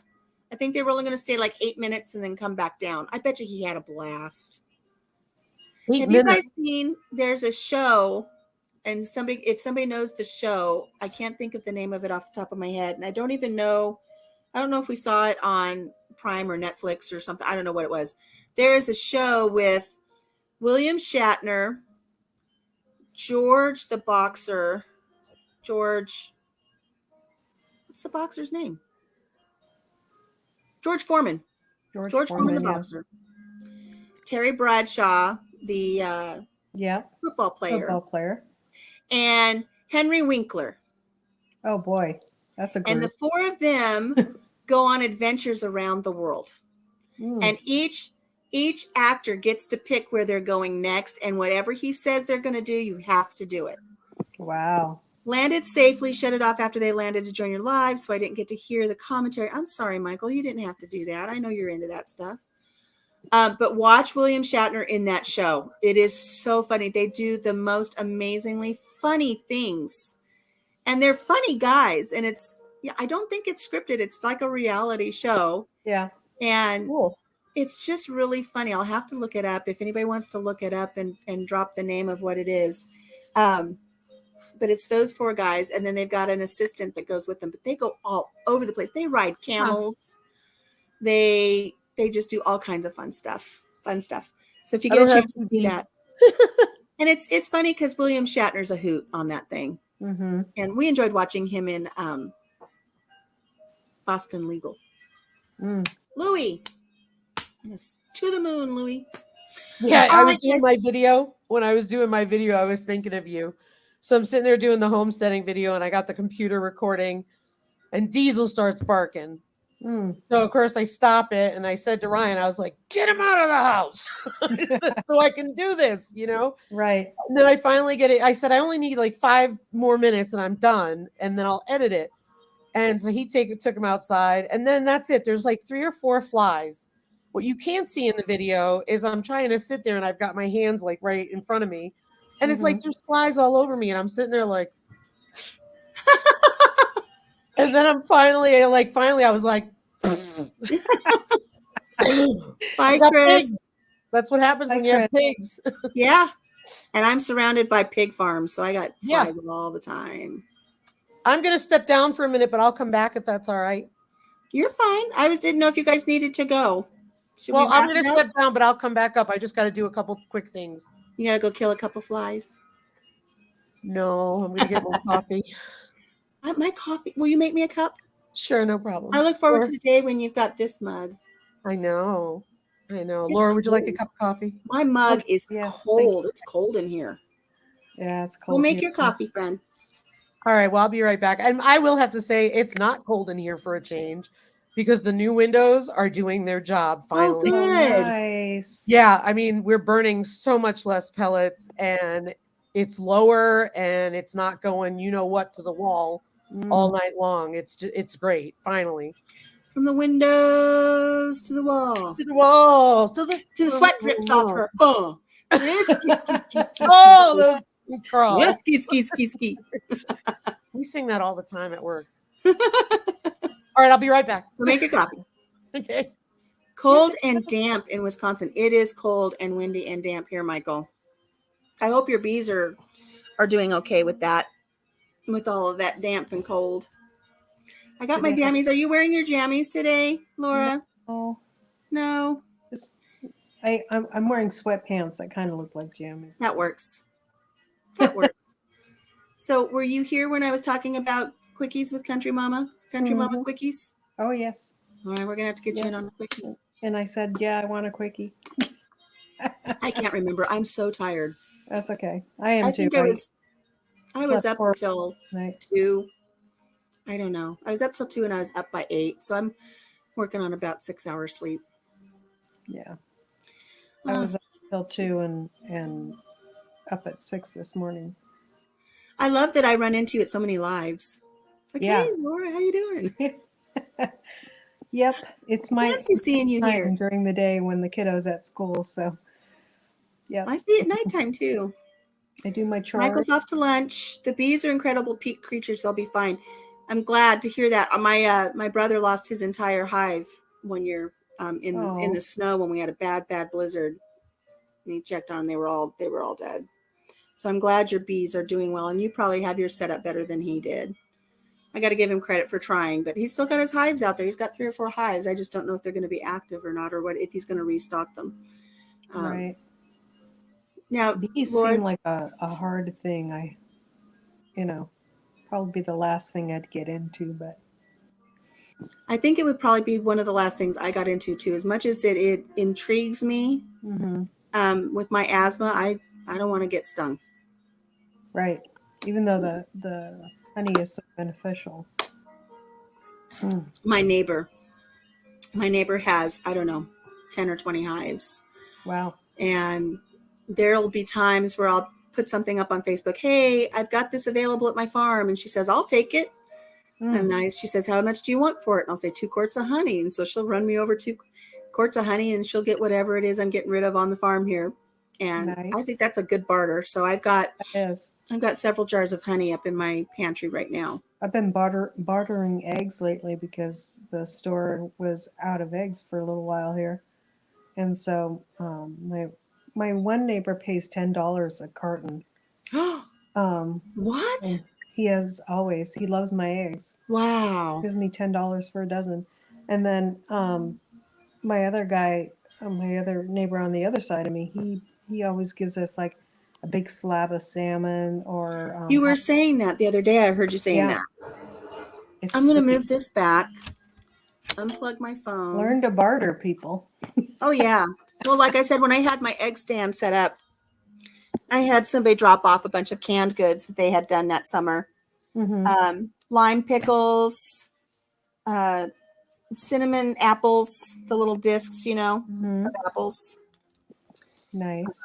I forget what else she left me, but I enjoyed having that little egg stand because it was always a surprise at the end of the day what I would find in there. Would I find that somebody came and left me money that I could put towards their feed? Would I see people get eggs and then go check later and find that somebody stole all the money, which they never did? It was a fear of mine, but they never did. Right. But I loved it when I would open up the little ice chest and there would be mason jars in there of food. Yeah, that's That cool. was the neatest thing. Yeah, see, I don't think I could do that here. They'd get stolen and the money would get stolen. Yeah. Yeah. Unfortunately. Yeah. But my neighbors, my neighbors around us are all kind of like-minded, and so it's nice. It's the outer elements around our little neighborhood that are like that. So Yeah. yeah. I know when we lived in California, I was having a yard sale one time. And, you sit out there and you guard your stuff. And I had to run inside. And just the short amount of time I was inside, I looked out the window and somebody pulled up and they were loading all of my stuff into their car. And I ran outside and I had, my hands up like, what are you doing? And they just laughed and they drove away. There's nothing I can do. I don't know if they're armed or what their intent is. Yep. I just had to let it go. But out here, I had a yard sale when we first moved and we were living in a little town. And I just had a bunch of little random stuff and I put it out on the table and put a sign up and it was on your honor. Everything was 25 cents. So nobody had to ask me how much anything was. Right. I just had signs. Everything was 25 cents on your honor. And people would stop, they'd look, and then I'd find little quarters in the dishes. Nice. I'd go and dump them in my hand and go back in the house and I could do my stuff. And it was great. Yeah. Sometimes awesome. people would actually sit at the picnic table and read some of the magazines. I had like Birds in Bloom and some really neat farming little magazines out there. And they just sit there and read them. And then we'd chit chat and they would buy a cup and saucer or whatever. And then they would leave. That was really neat. That's really sweet. My nose is itching. I think it would be fun to do that in Tennessee, Yeah. Community out there and just here they have, and I'm sure they do it other places too. They have like these either book exchange like cabinets that people put up in their front yard. Yes. Some people are starting to put up can exchanges. Yeah. In their yard, which is really cool, I think. Yes. Bye, Michael. Do you have those there where you live, Lisa? Do you have like the little library book exchanges like on a corner where it's like a little, almost like bigger than a birdhouse, but with a little door, you open it and there's books in there and you can exchange them? Not in my town, but they do have them in Rapid City. So I think actually what we're going to do I was talking to Ryan with some of the pork that we have, we're going to see if we're able to donate them to the local food bank. I don't know if they'll take them because we did not get it processed to sell. Yeah. So technically it says not for sale, but I'm going to see if a family needs it, if they will help us work it out. I like Yeah. where we are here. We have one of the little libraries for books outside of our wellness center. Mm-hmm. So at the wellness center, if you go walk the track or anything when you're done, you can look and see if there's anything in those little birdhouse libraries. You can get a book. But then at the library, they have it set up where you can drop off food. So you just open up Cool. the little house, the little front door on the house, Mhm. and there's canned goods or macaroni and cheese or whatever. And if Yeah. somebody needs it, they can have it.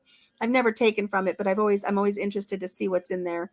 And then Yeah. if I come across something that it's like Alice looking in, um, I'll take some stuff and put it in there on occasion. Yep. But Yeah, it's good stuff. Cool.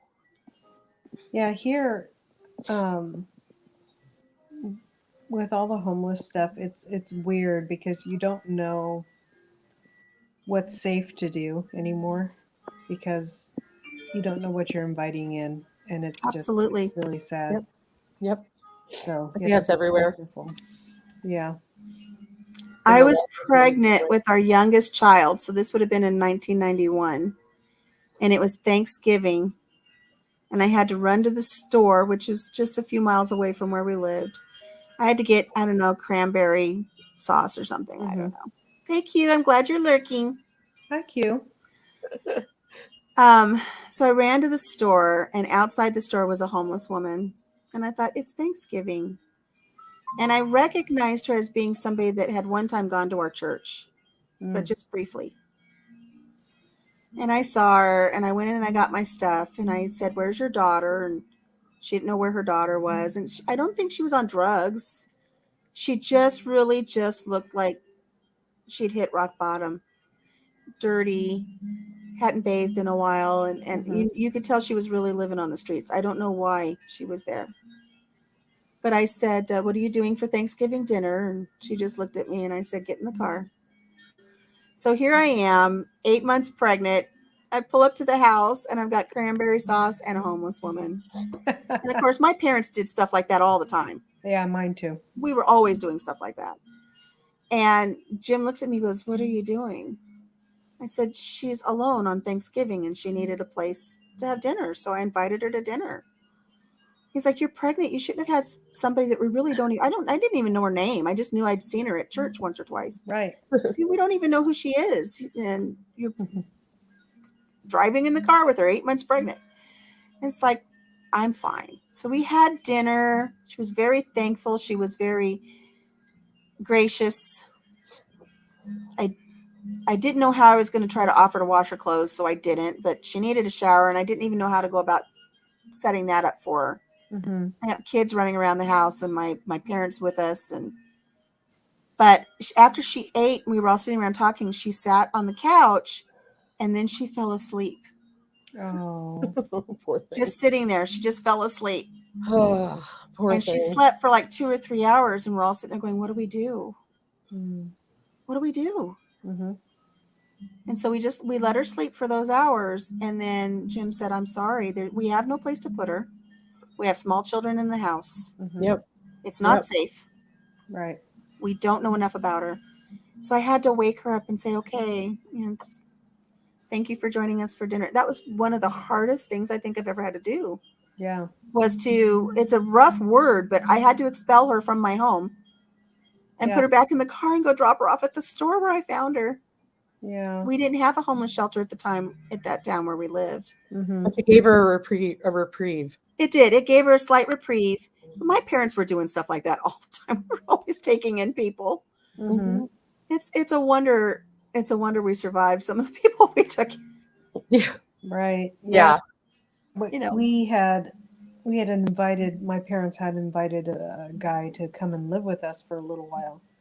And he was a drug addict, and he introduced my brother to drugs. And my brother was an epileptic and on medication, and it interacted with his medication. We almost lost him. Please. But my dad was, I'm like, oh, my dad's going to kill this guy. And he didn't. He was like, okay, you need to leave now. You can't Mm-mm. do that in our house, But that was the only time we ever had a problem with anybody that we invited into the house. And, so it was like a one off, kind of thing. Yeah. But they always seem to be very grateful and very thankful. Um, but I don't think it's rare to see that nowadays that they're thankful. It's almost, Yeah.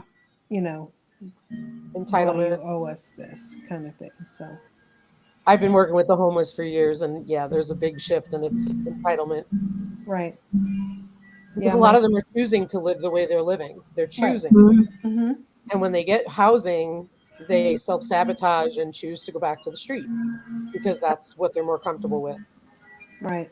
No, the areas where in Portland, Oregon, the areas where they have homeless shelters, um, the people don't actually live in the homeless shelter. They'll just use it as a place to go shower and stuff. Right. And they will put up tents all around it because if they stay the night in the homeless shelter, they can't be doing the drugs and the things that they were wanting to do. And so They they have will to keep, abide by rules. yeah. Yep. So, yeah. And it's weird in here in South Dakota because anywhere that I've worked with the homeless, the when it gets cold out or the weather gets bad, they all come in. Mm-hmm. That's when you see everybody. Summertime, you don't see them because there's tents and all that stuff. It's the opposite here. Yeah. When it's warm, Alicia, when it's when it's warm, they are all here. When it's cold, we don't see them. Mm-hmm. Okay, so when I get to 1,000 and I'm gonna have my own little, like how Courtney has a poop troop. Yeah. You're gonna shave. Huh? You're gonna shave Where'd No. that come from? because I always hear somebody talking about shaving something when they get to Oh, 1K. okay. I was gonna say, why? Do I have a beard? Is it showing? No, no, no. No, we're gonna be like the Waddle Wives or the Waddle Bunch, or we're gonna be salty heifers. That's The all there is to it. waddlers. That's what we need to be, salty We're gonna heifers. be the salty heifers. Anyways, I, it's something that my parents always did, and they never stopped. Clear up until just probably a year before my dad died. My dad had gone to Walmart and he had a flat tire, and he was I think 82. He was trying to change this flat tire, and this homeless man came over and helped him change the tire. And Mm-hmm. my dad asked him what his story was. He said he was homeless. He used to be a mechanic, and I don't remember the whole story, but my dad said, "Well, get in the car and come on." And so Mm-hmm. he took this man home, and my parents lived with my sister, and this is in Las Vegas. Mm. So there's always a colorful bunch out there. Yep. And I find out later, it's like, yeah, there's a homeless man living in the backyard in a tent. Dad set him up in a tent. And they've got extension cords out there, so he's got an air conditioner so he doesn't get too hot. Yeah. And I'd say, well, are you home right now? Or are you keeping an eye on him? No, we're at the store. Mom's there. It's like, my mother is blind. Oh. But they left my mother home alone, blind, with a man that they didn't know living in the backyard in a tent. I said, you Yeah. can't do that. Yeah, I'm not a fan of bringing We people to don't my house. we don't know him. Yeah. But that's the way I'll my give parents were. No, no, I totally get it. I mean, I'll, totally drop off food, and I don't drop off money just because I've worked with Nope. addicts for a long time and I know exactly what they're going to do with it. Yeah. So no, I'll give them food, and when they tell me they don't want it, fine. I used But to not my food house. pantry all the time. My friend ran it, and so we'd, go and hang out and do the Yep. food pantry thing, and so yeah. But Uh, I'm on the other end of it. I've taken in drug affected babies and carried them through their withdrawals, and they're on heart monitors and things like that, and yeah. feeding NG tubes into their nose and stuff like Mhm. that. And so it's and then having to deal with the parents coming to visit because, to get their child back, they have to go through treatment and stuff like that. But they want foster parents in the state of Oregon to allow these people to come into their homes. And I'm like, mm-mm. No. Q, I appreciate that comment, Q. Yeah, There's absolutely. just a few of us in here now, and we all see that. And I do agree, by the grace of God, I'm glad you were able to find that place to go 4 years ago, Absolutely. and that That's you're awesome, Q. rising up. That's wonderful. Well, That I'm is going to get going if you don't mind, because Ryan is home and I want to hang out with him. So I'm going to get going. I'll leave you running. absolutely. That means I gotta go and I gotta spin my spinning wheel of doom and get back to my kitchen. I have no idea where I'm gonna put all that food I bought yesterday. I got an online doctor's appointment too, so I got to go too. Well, then it's a good time to call it quits for the day. Yep. All right. Thank Well, you, bye, ladies, for everybody. joining me. I appreciate it, and everybody that was in the chat. You guys have a great day, and we will talk to you soon. And Lisa, I'm going to start posting our schedule for your first Country Mama Quickie. And we're Sounds going like to a get Laura plan. on the calendar too. Sounds like a Yep. plan. Have a great day, everybody. All right. Bye, guys. All right. Bye. Bye.